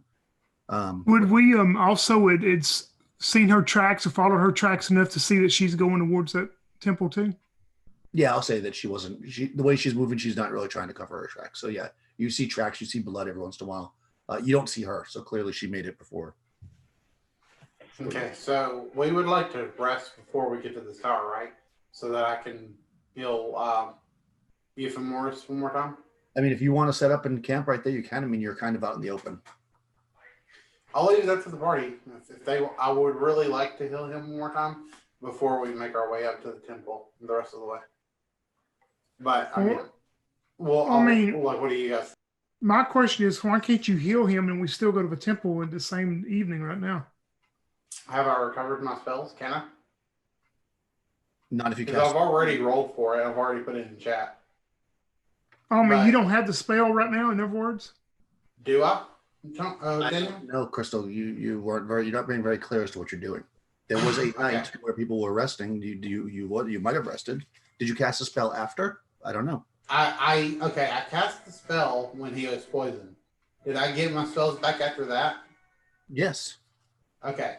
That So that was when he recovered 14 when I got that spell back. Have we rested since then? Yes. No. Oh, okay. So then I already have my spell, and he's already That was the beginning of the night, unless you cast it again in the morning. That was the thing. Like, I'm going to cast it again to heal you. So did you cast it again to heal him or no? Yes, I did. Well, then no, you didn't get it back. Oh, okay. So then if we rest tonight, I will get it back. But if we don't, I won't. Okay. So yeah. So I would ask if we can rest again tonight. But if you guys don't want to, I'll understand. Because they all would look towards Euphemius and go, "I don't know how hurt you still are, but if we stay here the night and approach that place in the morning, of course they know we are coming no matter what, but it would be better to go there in darkfall." So how much have I been healed so far? Whatever that was that Crystal healed you. Healed you another 14 the next morning. So, all right. So that's going to be 38. So if I drink from my cup, I'll be at full. So I'll just drink some fresh water if it does, because that's not a variable. That's 14, right? Well, yeah, you can spread it out amongst multiple people, but you have to use it all at once. Yeah, but I'm the only one who's hurt right now, if I'm not mistaken. You're correct, yes. Yeah, so the thing is, if I don't rest tonight, I will not have another Cure Series 1. That's the only thing. Well, you can go ahead and rest it up. I'm just saying that I can just drink from the cup because my cup resets every night too. So whichever one, I guess it doesn't really matter if you're going to get all your spells back, but yeah, that's fine. Yeah, okay. Let's just be, because we got a lot of confusion because people were shouting over and not listening. When all that shit happened, you couldn't have got the cup back because you used it right then in the middle of that rush. So you haven't got the cup back. This is that next day, right? You can't get the cup right now. Her spell she got back because then she went and rested right after. Yours is like a 24-hour thing. You could get it back. Yours isn't like you rest and get it back. It's like once a day. So I would say you get it back at midnight, we'll say. So if you'll get it back in the middle of the night, basically. Because that's when I got you. So you can't drink it right now. You'd have to wait. But that's up to you what you want to do. But I will again that you are about 1 mile out on a big flat plain. And since you can see the wall there, I mean, I'm just going to do the thing where I say, you can see the wall. And you can decide what you want to do from there. All right. If we can see the wall, then they can likely see us. So It doesn't matter. They know we're coming. I mean, because Zale wants to go there during nightfall is what he wants to do. Right, and I would agree. So if we wait till nightfall and then say in the middle of the night, I'll just drink from the cup again. Yeah, Exactly. being a priest, like you guys would probably know that my character hardly ever sheds blood. But as this nightfall is coming on and as we're deciding, you see him reach into his pack and he begins to put away his quarterstaff and he pulls out this blade that is inside of this really nice looking sheath. And as he pulls the blade, it is encrusted with like these magical runes upon it. And it has a slight, like almost a very slight glow as he's pulling out this magical +1 sword, short sword. And he will begin to equip it to himself. Mm-hmm. So I say we find some trees and hide out. There's no trees. You're in the middle of a tundra. You're literally in a huge open field. Oh. Yeah, I mean because the Earth is actually the Earth is not round. Not according to us. Yeah, Earth is not round. So you probably are. I mean, you could be any number of. I guess because of the shape of the hills, you just came over the hills, and that's why I was going to say you would have seen it further away because the Earth's not round. Yeah, but yeah, we're about a mile out. I mean, yeah, there's no place really to hide. You can go back, but again, it's nighttime. It'll be nighttime soon. The sun's setting. Daniel. Yeah. Before we proceed forward, real quick, as the sun is falling, if it's okay, I'd like to cast Messenger Bird. Okay. And I would like to send a bird to the town that we originally came from, Right. to let them know that this school has fallen to bandits, and that if we should fail, like, you know, like if they don't hear from me, that they need to like send, you know, bandit knights here to cleanse the school and stuff. Okay. Sounds good. You 100% can do that. I'll go with that. Let's see.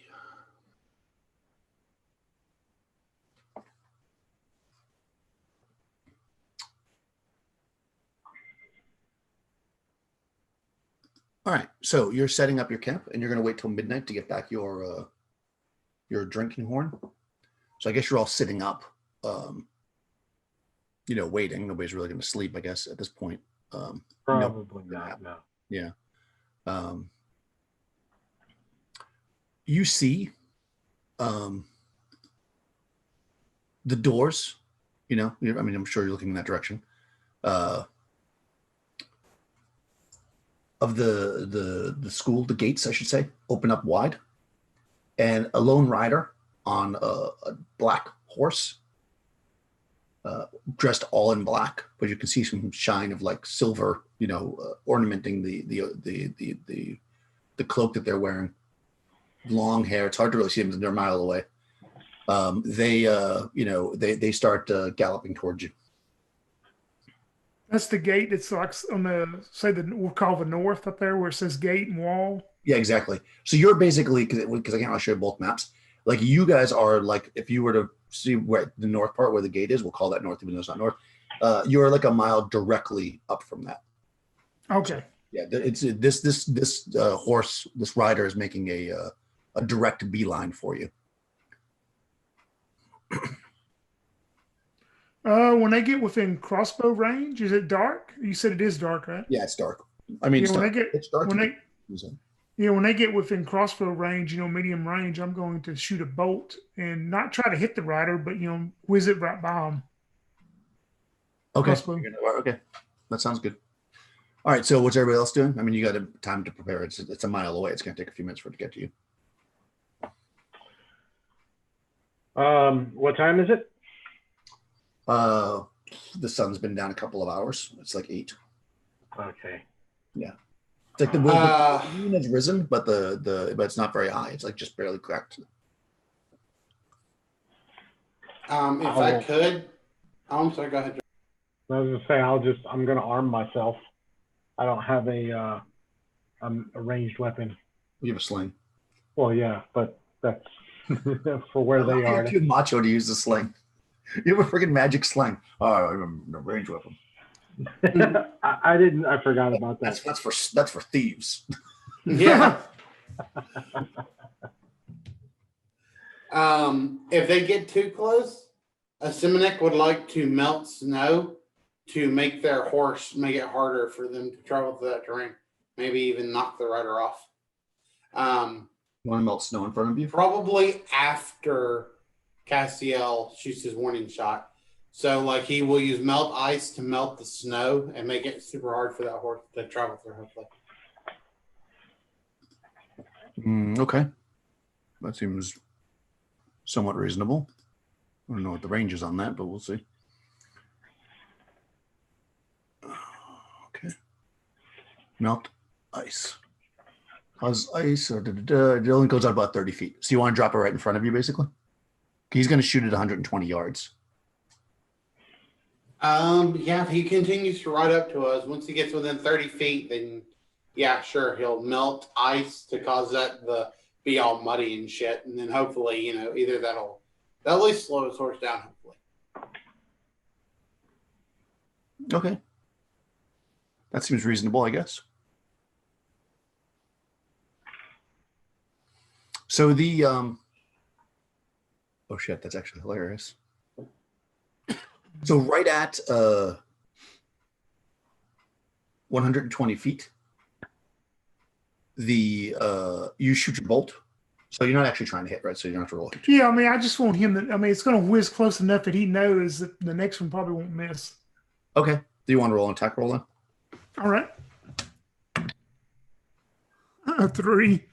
So, maybe you hit him by mistake. Of course, now with my bonuses, it'd be a 5. So 5. Okay. All right. So yeah, it's a bit wide, but just as you fire, the rider, poof, disappears, and before you can even react, right in front of you, right where you're about to melt the snow, bursts from the from the ground a terrible beast. It looks like how to describe this. Let me describe it besides saying terrible. It looks kind of like a snake when its head pops up. It's got this huge snake head comes ripping out of the ground, about 10 feet of it. And then you see legs start to pour out after it, almost like a centipede, like more legs as this thing pulls up out of the ground and it moves its head around in a vicious circles. What do you guys want to do? And we'll do a little initiative action here. I want to use we're on a horse and stuff, so I want to use all movement at running speed to try to get around it and head straight for the gate, the tower. Okay, cool. How about Crystal? What do you want to do? Charm person or beast. I shall make it my friend. Charm person or beast. A monster, so I'll say that's not going to work. Damn. Okay. Dang it. Dang. Okay. Instead, then I shall web it. Okay, gonna throw a web on it. Okay, how about Venomous? Rush. Shit. What you want to do? Big old beast in front of you. Yeah. So Crystal is, or Astonishing is doing what? You don't know what they're gonna do. I don't know. Realistic. Everybody's right. She's casting a spell. Tony's character is about to take off on a horse. She's casting a web spell. Damn it. I don't know if I should fight it or run. I'm assuming you are also on a horse. Yeah. And Crystal's character is as per everything else is on the dog sled. Oh shit. Well, as fast as this thing disappeared and then busted up out of the snow, I'm afraid that it's going to catch me. So I'm going to slide off the horse with my flail. I'm going to reach up and I'm going to grab one of the necklaces around my, one of the pendants around my neck. Mm-hmm. And I can't remember if I have to crush him or do I just speak the word. I think you're supposed to bleed into them or something. Yeah, that's right. That's right. So I'm gonna take my axe, and I'm just gonna cut my palm and just grab. I'm gonna grab. Do I have to name the one I'm gonna use? No, you're gonna cast a rune. It's fine. You can waste. Cast a rune. Roll initiative. It just matters what you're gonna do because. Right, I'm gonna be casting a rune. And I think Tony has won every time, so you still get to roll initiative, Tony. Oh man, you just jinxed me. Oh, I rolled a 6 too as I said that. I rolled a 3. Oh no. Okay. Okay, so it is going to attack. It has a lot of attacks, as you might imagine, because I'll say because you were taken off and you weren't actually engaged in combat, I'm not going to automatically give it a opportunity attack, Tony. I'll let you do but you are riding a horse, which is likely scared by this thing. So do a test of strength to see if you can get the horse to move it the way you want it to move. That's not going to be a good chance for me, but I'll try it. Hey, it's advanced, right? Oh man, I got a 2 and I rolled a 2. Oh, perfect. Yeah, you are able to actually wheel the horse up so it doesn't throw you off, and pull it back and start to take off. So yeah, you're able to move.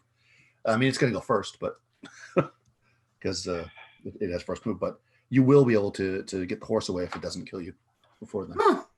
Okay. Well, it gets 6 attacks. That's a good way to put it. And there's 3 of you. So the way I'm going to do it, I'll actually get 7 attacks. The bite will be on whoever the unlucky person.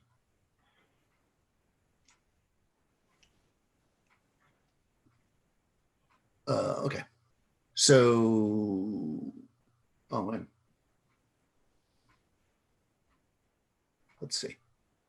Unlucky person. So I'm going to do exactly what I did last time. If it's even, it's going to hit your mount. If it's odd, it's going to hit you. Unless, Okay. unless it's a 20, then it'll hit you because, clearly.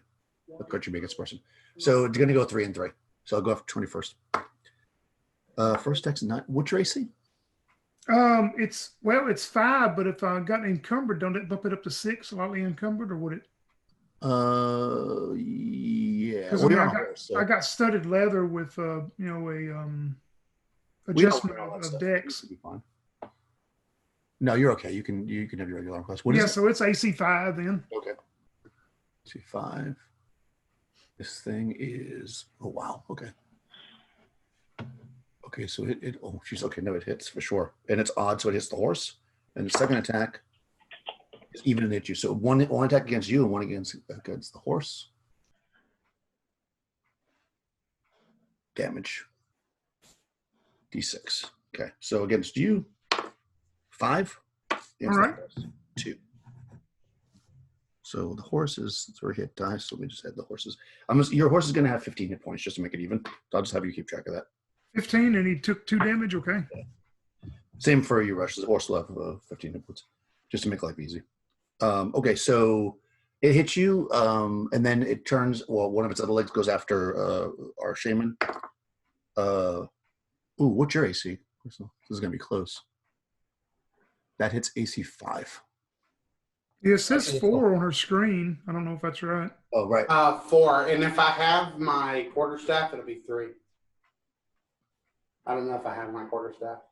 I did say I put it away, so I guess I don't. So 4. No, you have the sword up. Yeah, actually, that was against the horse though, which does hit. And then against you, even it's you, right? I don't have a horse. Well, I have dogs. It hits the dogs rather. The dogs gets attacked on the first one, and then the second attack goes against you. It hits AC 2, so that hits you. Yeah. So only 1 point damage against you, Crystal. Of course. 5 against I'm the a dog. badass. 5 takes out the dog. So you have Oh, dogs, yeah. poor puppy. Yeah. Then we've got 2 against Rush. Characters. Odd, that's definitely hitting the horse. Oh god. Let me re-roll that one. Oh my god. Rush, you are not having good luck. Did you roll another 20? Critical hit. Oh man. Okay, well that's okay though. I mean, it's not that bad. This creature doesn't do a lot of damage. It just does. What did I even heal you for? Yeah, it does +2 damage because of the crit. So 4 points total, which I think was still less than somebody else took. And your horse takes 3. Okay, and then the bite. So the bite, I'm gonna roll a d6, and it's gonna be 1, 2, 3, 4, 5, 6 as far as you guys. So the bite's gonna go after Crystal's character, and it rolled a 6, which hits AC 2. So you get 11 by the bite, which does 2d6 damage. Well, it doesn't do a lot of damage for consider. Oh, 2 damage. 2 damage. That's 2 9 damage. hits. Ah. That's actually a decent amount. You know, Daniel, one day I'm going to create a monster during a solo campaign. It's going to have 100 hits. And I'm going to don't worry, it only hits 100 times. and the biggest damage it does only does 1d1000. So it's not too bad. Not too bad. It's like child's play. So all that being said and done, that's the end of that. Now, because it hit and damaged both of you guys, your spells are interrupted. Even though mine's not really a cast. Yeah, you don't get to cast it. Yeah, I don't think you lose yours though, Rush. Let me just look. No, I don't never lose them. I think I can just keep doing mine over and over again. You can. I think. No, you can only cast it so many times per day, I'm sure. This is the first time we've had an interruption, so I got to figure out how to do it. Sorry, guys. Well, I thought that's why they only gave me 3, because there are only 3 runes. No. Okay. I mean, no, you only have so many. Most runes are great. Smooth shape. Each rune emulates note that each spell description includes rune is medium remains, but the sorcery is drained until the process is started anew. So no, so you got to memorize just like anybody else. It doesn't destroy the rune, but it doesn't hold any power anymore. Like the power was zapped out of it. Gotcha. Yeah. Let me just make sure you can lose that though. Well, if I've got to bleed into it and do all that stuff, I'm guessing that I had to cut myself and grab the thing. So I'm thinking it never even got activated. I don't have to I don't think it's that technically memorized. I think it's the power of my blood in the rune that activates it. Yeah. No, I understand that. I get the semantics of it. It's just a matter of then you could say, well, it's the power of the god that's there. So why would a cleric be, So I just need to check it. Just give me 1 second. I just want to do it right because I'm trying to actually do the rules here correctly. Yeah. Again, I thought that was another one of those things where you only have 3 level 1 spells to even choose from. Like it's not like you pick 3 out of these 10. No, you literally only have 3. No, it's just that you get more. You get other shit. Like you get better Yeah. bonuses. You get, everybody has their. I can fight. Spell casting. Let's see. If a spellcaster is struck before a spell fires, his spell will be disrupted. Unless otherwise indicated, spells cannot be cast while performing other actions. Oftentimes, target a spell for the concentration of sorcery, magic, or yeah. So no, you basically lose it. So you started to drip your blood on it, but didn't get enough in there or something, and it fizzled. Basically, is how that works. So yeah, you lose that version of it for the day. And it's not real. It's not forever. It's just that version. But you still use the spell slot in a sense if you want to use that kind of technology. Super sucks though. All Yeah, right. it does. Sucks to have interruption, but happens. So you guys are both interrupted, which means that your spells don't go off.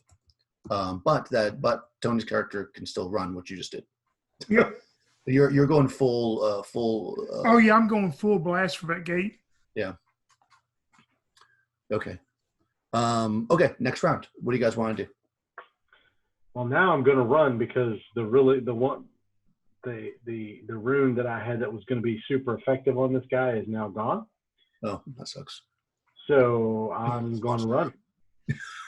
It was called Kill That Monster. Well, no, I hadn't decided whether I was going to make myself 9 feet tall or if I was going to make this thing half the size that it was. Oh, the enlarge. Somebody has no. Oh shit, I can't remember who it is. Might be Young's character. Okay, so all right, you're running. How about you? Yeah, I'm also going to run because I was going to wrap this thing in webs. I was going to stretch my hands out like Spider-Man and just be like, but now the dreams of sticking of shooting sticky white stuff out of my wrist is gone. So, yeah. Okay, yeah. Well, you guys are both engaged in melee with it, so it will get an opportunity attack. But let's roll initiative. Man, I'm so surprised. So, Tony, Still me, okay. you got a 1 though. Ooh, a 5. Okay, you're gonna go first. So you can move first. So it's only the good thing is because you go first, it's only gonna get 1 attack against each of you. So first against Rush's character, 13 is gonna hit you for sure. 3 points. Okay. And Chris's character, 10 hits you, 2 points. Nice. And you're able to skedaddle. It was going to attack you, but since you took off, it just gets the free swipes at you as you go. How fast is this thing? You make your way closer to the. Oh shit! It's pretty fast. Not as fast as a riding horse, but it is as fast as the other one. So Tony, you're there. Like it's probably take you like two more turns to get there at full pace. It was nice playing with you guys. I really enjoyed it. Let's see.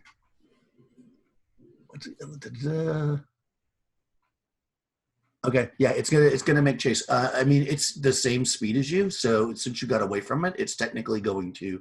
As long as you keep beating it in initiative, you'll always slightly be ahead of it, and then you'll eventually. Oh, so all I have to do is never fail a saving throw. Got it. Not saving throw initiative. Yeah, and that's on me. Exactly. Same difference. Same difference. I think we learned this during Tony's game last night. Okay, so you start to move. Everybody's just rushing towards the gate. I think so. Cool. Let me just quickly check something. Okay, so you guys are rushing towards this thing, out in the open. You can see at the top of the wall, you see some figures up there kind of watching you as you approach, coming towards it, But you're too far away, it looks like, for them to engage you with anything at least on this round. So Tony, go ahead and roll initiative to see if All right. Yeah, when I get close enough that I would think that they could hear me, I want to yell something out to them. Okay. I wrote a 4. 3. Man, All right, so lucky. one more round. This next round, you'll be able to get close enough that you think they could probably hear you. All right. So initiative again. Yep. Assuming everybody's playing again. Oh no, a 2. 5. All right, Crystal. I'm sorry. The creature is going to catch up to you. But luckily for you, there's a whole bunch of dogs there.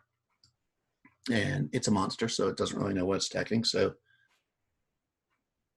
I'm going to roll to see if it attacks. Although every time. Unfortunately for me, it only gets 10 attacks. No, 6. And, its bite only does 5d100. So. No, it does a d6 damage. And the acid breath only does, 61,000s. Oh, right. It does have a breath weapon. Hold on. Oh, my God. No. It does have a breath weapon, but I'm not going to use it because it doesn't need it. All right. So, even, it goes after you. Odd, it goes after one of the dogs. And let's see. It needs, what your AC is what? You could have your staff by now. Okay. So your AC if I have my staff out, then it's a 3. All right. Well, I'll give you the staff because I'm nice. Yay. You're so awesome, Dan. You're such a great Oh, all right. So what did I say? Even you, odd dog. Mm-hmm. All right. 1 dog drops. So now you're down to 10 dogs. Nice. I mean, aw. That's 1 attack. Because I'm a druid. No. Second attack misses everybody. Nice. Oh, even. Third attack gets you for 4 points. Oh. Fourth attack, dog. So you're 9 dogs. Oh. Fifth attack, you. Ow. 1 point. Ow. Sixth attack, dog. You're down to 8 dogs. The sled needs at least 7 dogs to run. So if 2 more dogs die, the sled's going to crash, just so you know that. Nice. Good job. Okay, so, yeah, Tony, you could yell now if you want. Yeah, when I know, but probably someone on the top of the tower can hear me or whatever, or the gate behind it. I'm going to yell out as loud as I can. I'm going to go, send out the coward assassin. Tell her I will face her one-on-one, and we will settle this now. Oh, okay. Make a. I'll do a reaction. What's your charisma? Charisma is 9. Okay, so nothing. Yep. You hear somebody from the top of the wall. You hear them laugh, and nothing immediately. You just hear laughter from the wall, and you'll. Can I shoot a crossbow then? Since I hadn't actually done anything but yell out. Yeah, I'll shoot a crossbow with the person laughing. Yeah, I mean, you just hear people laughing at it. You can't tell who it is. I mean, they're all. I'll shoot it that direction. You are on a horse, so I think you're -4. All right.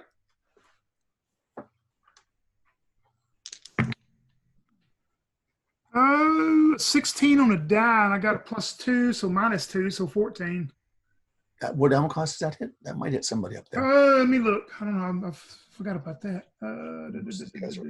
14 will hit armor class 1. All right, I'll say it hit somebody. Yeah, for sure. And I had 4 damage. All right, nice. We'll put it against this guy. All right, you hear somebody shout out, "Ugh!" And I yell back, laugh again, will you? Okay. And you're racing towards the thing still. You're still racing towards the door as well. Rush, did you want to do anything? Sorry. I'm just trying to catch up to him. Did you want to do anything, Crystal, with this creature that's attacking you? I mean, it's kind of like grabbing the dog as it's like next to you. I imagine it's like snatch the dog, smacks into you, snatches the dog.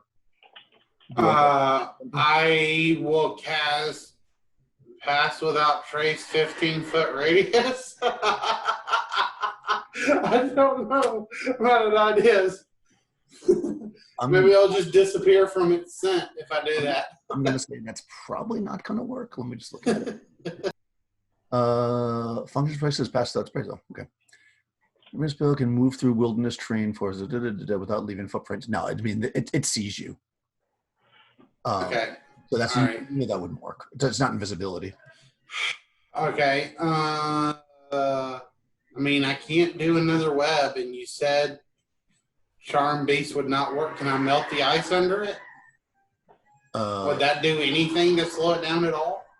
It's incredibly unlikely because it's moving too. So. Smack it. So can I just smack it with my staff? Yeah. All right, I will smack it with my staff like a badass. Do it. Bat beast. I rolled. Oh man, I don't know. I rolled a 10. I doubt that hits me. Like I don't know what my bonuses are. I don't think I have much. With my staff, let me look real quick. No, it's like an 11. No, I don't. It's not even that. It's just a 10. So my 10 hits armor class. I'll find it on here eventually. What's your fighting? Is your fighting ability 5? 3. I hit armor class 3. Wow, that's pretty damn good. Really? You have fighting? Oh, you have a 7 fighting ability? I mean, unless I read the Matrix wrong. I mean, say because I got fighting ability 5, and the 10 would hit armor class 5. I mean, I could be completely wrong. My fighting ability is 4. Okay, that's easy enough to figure out then. So fighting ability 4, a 10. Oh, it goes by your fighting ability, not by your level. Well, yeah, a fighter has a fighting ability equal to their level because they're fighters. Yeah. Okay. No, I completely messed that up. I'm sorry. I read that wrong. Okay, no, that actually though armor class 5. You swing your staff through this creature, and it turns into a cloud of black dust and just it floats through the air, and it's gone. And all the dogs are completely okay. Nope, no, everybody's still injured the same way they were. As that happens, Good try. the gate opens and the assassin steps out. She's been healed up a bit. Looks like she has her dagger in her hand. And well, yeah. If I get close to her, I'm going to demount off the horse and all that, and you will see. Kazale, you've never seen him use this before, but he reaches across, the back of the side of the horse, and you see him unleash this scimitar, and he looks at her and says, "You and I will decide what happens from now." She says, "You notice that she's got a dagger in her hand, but when she unsheathes it, it looks different than the other dagger. It has almost a slight greenish glow to it, and as she puts it through the air, it goes. No, I'm just kidding. But it does have a slight glow to it, though. And you probably see, being and around enough thieves, you see it's dripping with some kind of venom. Okay. I just taunt her more. I say, yeah, you've got to use the cheater's stuff to win. How, You're just a cheater. how close are we? You're like 100 yards away from the gate, and she came out a little bit. I mean, I'm assuming you stopped too. If you didn't, then you rushed right past her because she came out and started walking, and then. No, I wouldn't do. That would be stupid. I wouldn't do that. But if I stop with Tony, if I'm 100 yards, that's too far away for a throwing weapon. Yeah. Well, she's getting closer. You're 100 yards away from the wall. Yeah, you're closer to her because she's moving towards you. So as he basically challenged her to a one-on-one fight. Well, I'm not gonna. And she came out. So if you throw your axe at her, there's a good chance that the half dozen people on the wall are probably going to let loose on you guys. So just so you know that. Oh, with arrows. A bunch of people up on the wall. Yeah. Okay. Yeah. I misunderstood. I thought they were down walking out with her. No, I was going to let Tony dance with her, but I had a little surprise for her first. I mean, it's up to you. Do whatever you want. I just want to make sure you know the situation. I'm not going to get pincushioned by arrows. That's not the way I want to go out. So I'm gonna I'll stop with Tony as he talks. I'm gonna reach up and I'm gonna keep my Oh, you know what? Yes, Okay, sir. no, this needs to be more badass. So as you stop, somebody else walks out of the gate. A big bruiser dude with a battle axe. Oh, And I look at Euphemius and go, he's yours. Yeah. there And you then, go. and then a third person comes out as well. All right, we're gonna have With a mask on. yeah, with a mask on. It's literally it looks like a Mandalorian. It's hard to say. Oh, All right, so all right. You do realize this is where making me lose the enlarged spell, because I could have been like, Okay, so you're fighting the assassin. So let's see. The fighter that you would fight would be. Let's see. Well, this guy's a cleric, so the cleric's going to go against the. Okay, so the one guy comes out. The guy that comes out with the mask on. He's got a mace because it's an AD&D cleric, so of course he has a mace. And the fighter guy that came out, let me just make sure he has an axe. Oh no, he actually has. He's dual wielding. He's got a scimitar and a dagger. He goes like Indiana Jones. All right, bring it on, people. As you guys pull up for this like final end game battle royale. all right, hold on. I'm actually I'm actually going, even though I've grabbed my scimitar, I'm actually gonna cast a spell first. That's cool. All right, so you're gonna cast a spell. What are you gonna do? We'll assume everybody's up now, like close enough. So let's go through. You're casting a spell. What are you doing, Rush? I'm gonna also cast a rune.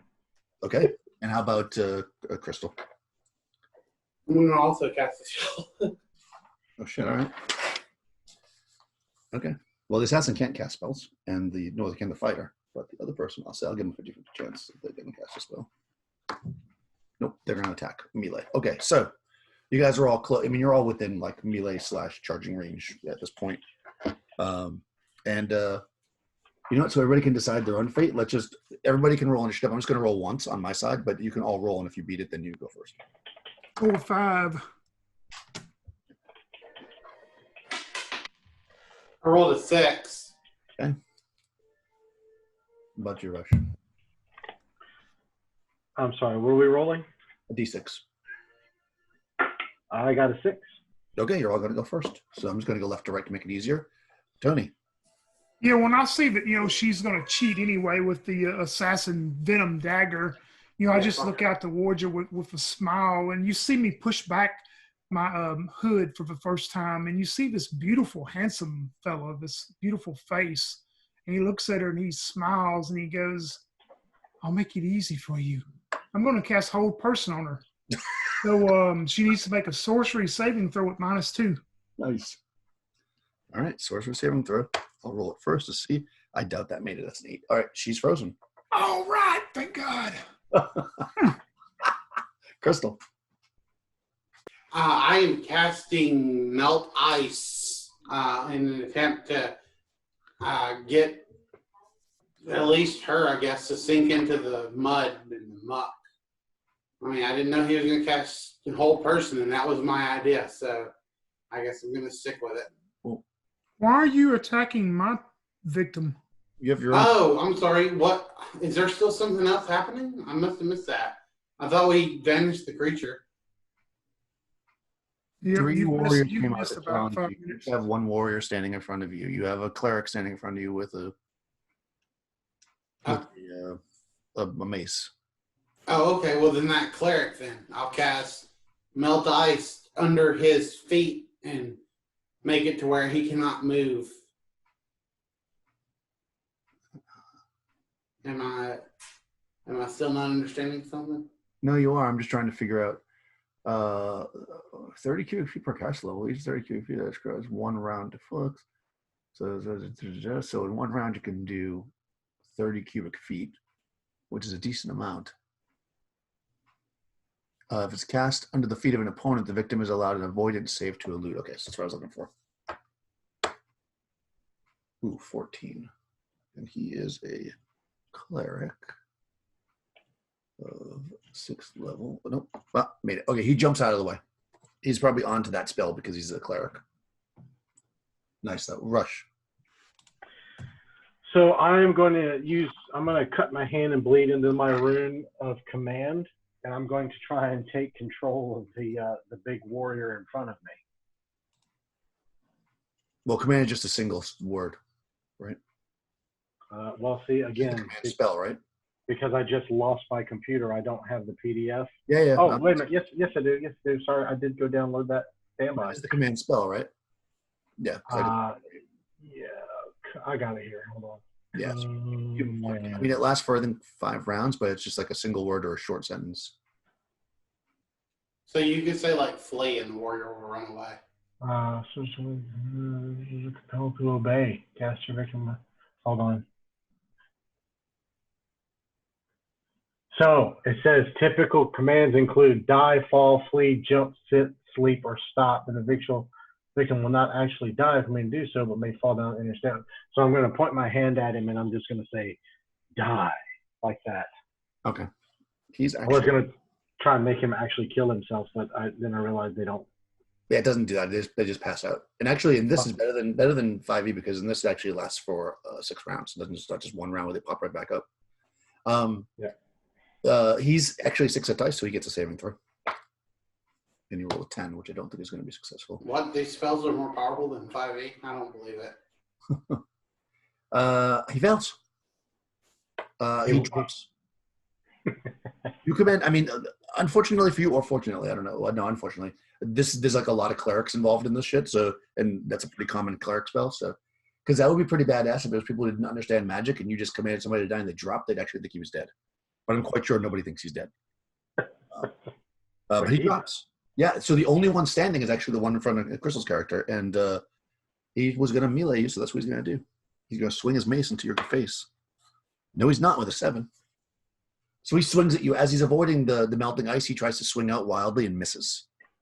Okay, those 2 people dropped. Go ahead and tell me what you want to do this round now. The people on top of the wall gasp when the 2 people fall down. Yeah, Kazale, at seeing that he's got her held and knowing that lasts for 1 hour, I mean, he knows it lasts for some time. So I'm going to cast another spell this round before I approach her. Okay. How about you, Crystal? Seeing as how this guy is trying to hit me with a mace, can I drop my quarterstaff and pull my short sword to attack? Yeah, you can do that in the first segment, but then you would attack him in the second half of the round, which means that even if you win initiative, he'll still get to go attack you first. Okay, but so I can attack him with my quarterstaff with no penalty. That's right. If you win initiative, yeah. Okay, instead I will attack him with my quarterstaff. Okay, that's fine. And Rush? So one's frozen, one's laying down, and how close is the cleric now? I mean, you guys are spread out a bit because you were going to have a fight. He's probably like 15, 20 feet away, maybe.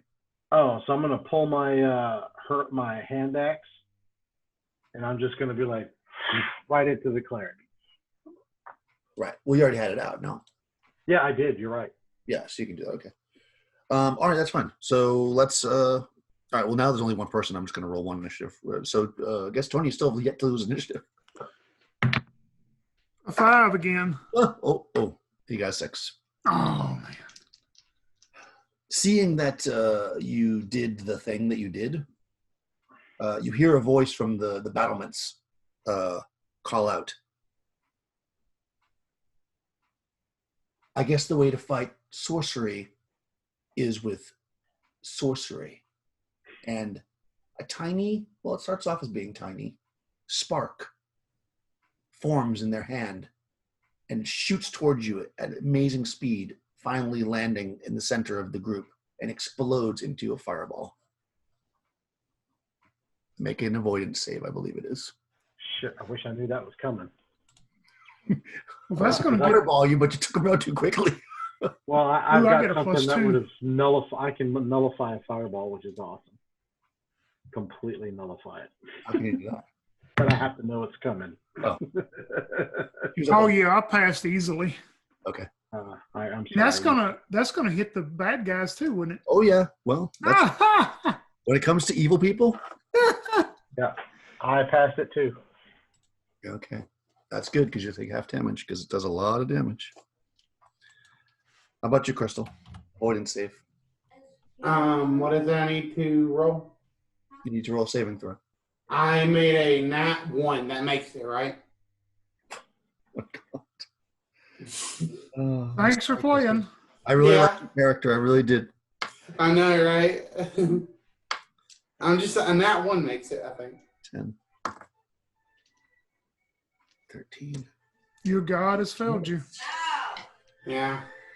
18, 20. I'm so caught up in like the in the staff, like parry, thrust, you know, and I'm like, don't notice the spells that are going 29 points of damage. on. Yeah. As if we. And half, so 14 if you passed. I would have been I'm dead still either up. way. I'd have been dead anyway. Are you negative 10? I was at 14 perfectly. I was at 14 hit points. So Oh. even if I had passed, that would have brought me down. Oh, shit. Means you're below negative 10. Yes. Oh, yeah. So 14 minus 29, you said? Yeah. So I'm a negative 15. Yeah, no, well, if you had passed, you wouldn't be dead. You'd be knocked out. Oh, yeah, true. No, I'm a negative 15. Oh, man. Well, maybe. I'm still up. So just Yeah. It's like this guy with the maces on me, and I'm like, parry, thrust. Like, and then, like, as I say that, like, this spell just. oh, shit, I have to see if they passed. 13. What's I gotta check everybody's avoidance save.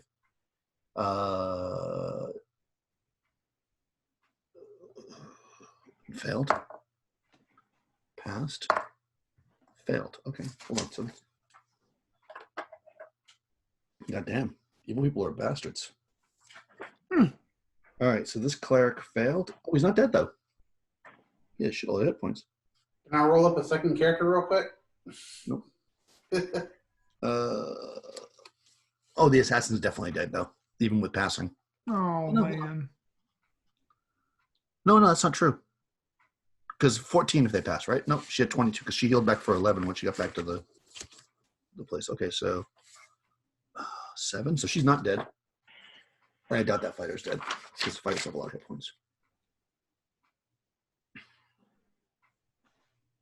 Yeah, no, he's not dead. Nope, he's up. Okay, so yeah, fireball rips through. So the people on the ground that were fighting you, the held person is still held. The fighter still thinks he's dead, even though he's not dead technically. Oh, hold on, he would have automatically failed. Well, it's fine, he failed anyways. Because I mean, you can't avoidance save if you can't move, right? That means that the assassin would have failed too. It doesn't say it in the rules, but there's no way you're making an avoidance save if you're held. So Yeah, she's if you're held frozen. yeah, she's fried. Yeah, she's gone. Sorry, Tony. I know you wanted to mess with her, but I mean, yeah, she's dead. So the other two are not though. The cleric is burnt. He looks back at the. He was going to attack Crystal's character, so he doesn't have anybody to attack now. He kind of looks around, thinking like, "What the hell? Somebody just fireballed me." The fighter doesn't do shit, and you guys are on the ground. It's basically your turn. Nobody's doing anything now. So what was your spell? So you were letting off, Tony? If we can't, like, so if I was going to cast a spell from my actual deal, I can't switch over to a scroll. Like, can I have to use a Hold spell? on. You took damage, so you lost the spell. Oh yeah, that's right. Sure did. Oh shit. I'm not gonna do it right now because it's late. But with the fireball, you should have to make saving throws for all your scrolls and shit. But it doesn't matter at this point. Rush.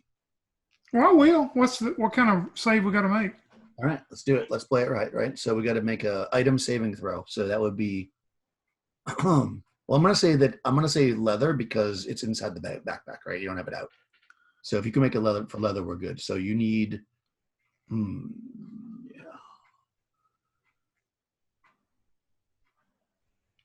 Fire, magical. So that'd be area 9, leather. Oh, the hell is I just saw leather. Leather/book, we'll call it. So you need to make a 10, or your bag gets trashed. Would I still get my +2 for avoidance with the items too? Because I get a +2 to avoidance saves. No, I don't think so. All right, I need a 10. I got an 11. Nice. So your bag doesn't get trashed. So your scroll's fine. But you do lose a spell this round because you got. Yep. Same thing with you, Rush. You don't get to cast your rune. But we are in the next round now. Wait a minute, you said I don't get to cast my rune? Well, no, because you took damage. You lost a spell again. Every time you go to cast, you keep taking damage. What? Okay, so the command to make a guy die or fall asleep didn't go off? No, it did, but weren't you going to cast another spell this round? No. Oh, what were No, you I was throwing my axe at the cleric. Oh, that's right. I'm sorry. Yes, you get to do that now. Yeah. Sorry about that, Rush. That's okay. But how much damage did I take though? 14, because you passed the save. Oh, all You're right. not dead, right? No. The cleric is. But it hurt. All right. Well, I actually rolled a natural 20 this time. Nice. So That is fantastic. that's a D6 plus 3. Is there any bonuses for rolling a 20? Yeah, so roll another d6 to see how you crit. Oh, okay. So here's the crit D6. Oops. 3. 3, so triple damage. So 3 times the damage dice. So roll your damage. So instead of 1d6, roll 3d6, and then add your modifiers. Yeah. All right. Wow. So I'll be plus 9. Shit. All right. So that's 10 plus 1 more. No, it's not plus 9. It's 3d6, and then plus the thing one time. Oh, okay. So that's 13 plus 3 for 16. That's enough. Your axe slams into the cleric, as he kind of he was going to attack Crystal's character who got turned into dust. And then he turns back what the, and then an axe lands in his chest and he drops to the ground dead. Yeah. Okay. So there's a bit of a pause, we'll say, for a second. And from the battlements, you hear a woman's voice and she says, "Don't make me destroy you. This is my school now. Come join us and worship the one true God, Cthulhu." I'm just like, it was a Cthulhu worshiper at the beginning. That's why it was like, oh my God. I'm like, you mean Uller? Uller is the one true God. That's why I was saying that, Crystal. I'm like, oh my God, that's going to go so crazy if you're Cthulhu. I mean, these people don't even obviously understand Cthulhu. If they're sitting here saying, come worship the one true God, they obviously do not understand him at all. So it's a good thing I'm not alive, because I would be filled with, just religious fucking fervor at this point. You just have to be like, let me teach you the right way. Yeah, exactly. Um, Cast fucking storm, even though I don't have it. Earthquake. Yep.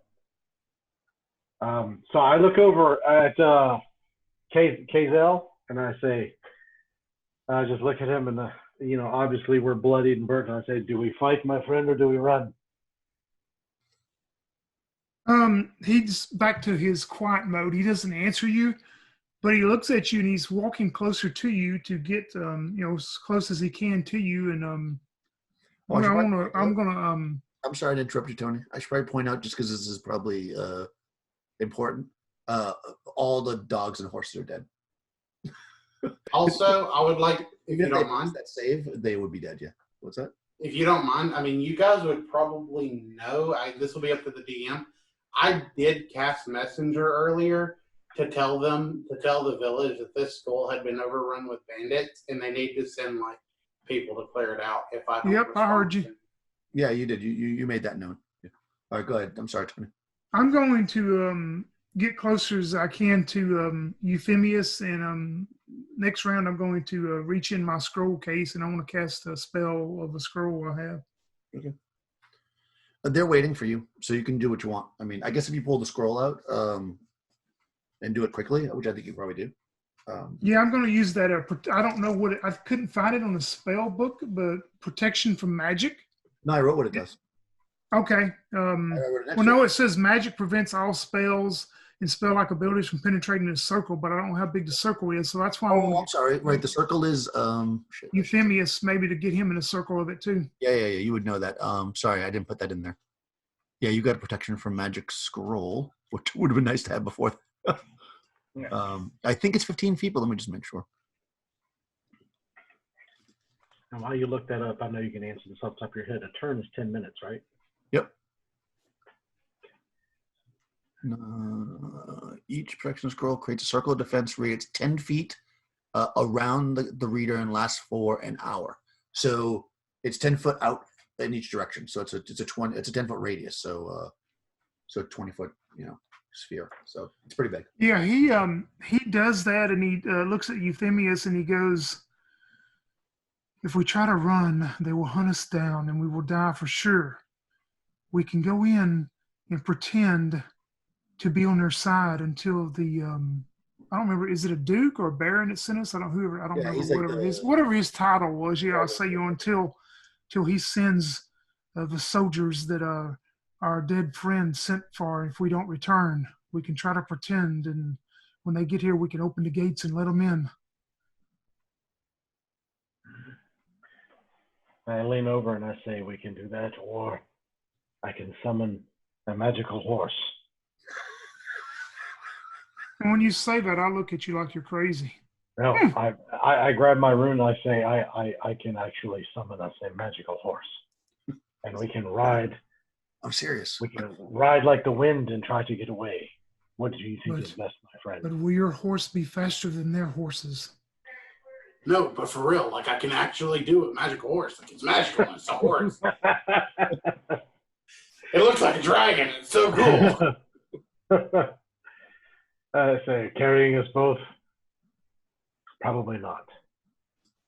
I say we pretend to join them until they get here, and then we open the gates, and we will have help then. I'll turn it and face the wall with my arm around Kazel's back shoulder, and I'll say, "You speak the words, my friend."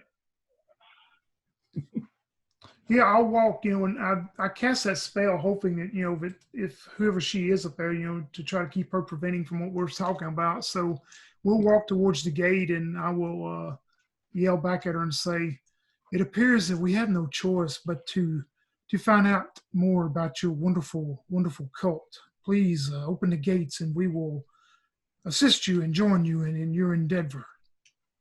So you approach the gates and they open up, and you see somewhere around, maybe, it's hard to count because they go around really quickly. Somewhere around a dozen or more heavily armored men and women with weapons. They come around, they disarm you. I mean, they don't do it roughly, but they basically like put down your weapons. They take your bags, and they lead you into the area of the school. They bring you down this path that you see over there on the left, like you see the water there, into where it says overhang. They bring you into here, and it goes, the kind of in front, some in front of you, some behind you. You can tell that there's some spellcasters mixed in. They're keeping an eye on you. She does not come with you there, but then they bring you up some stairs and through a hallway, and you enter into this room, and she's already sitting there at a table, and she looks up at you. And that's the last thing you remember.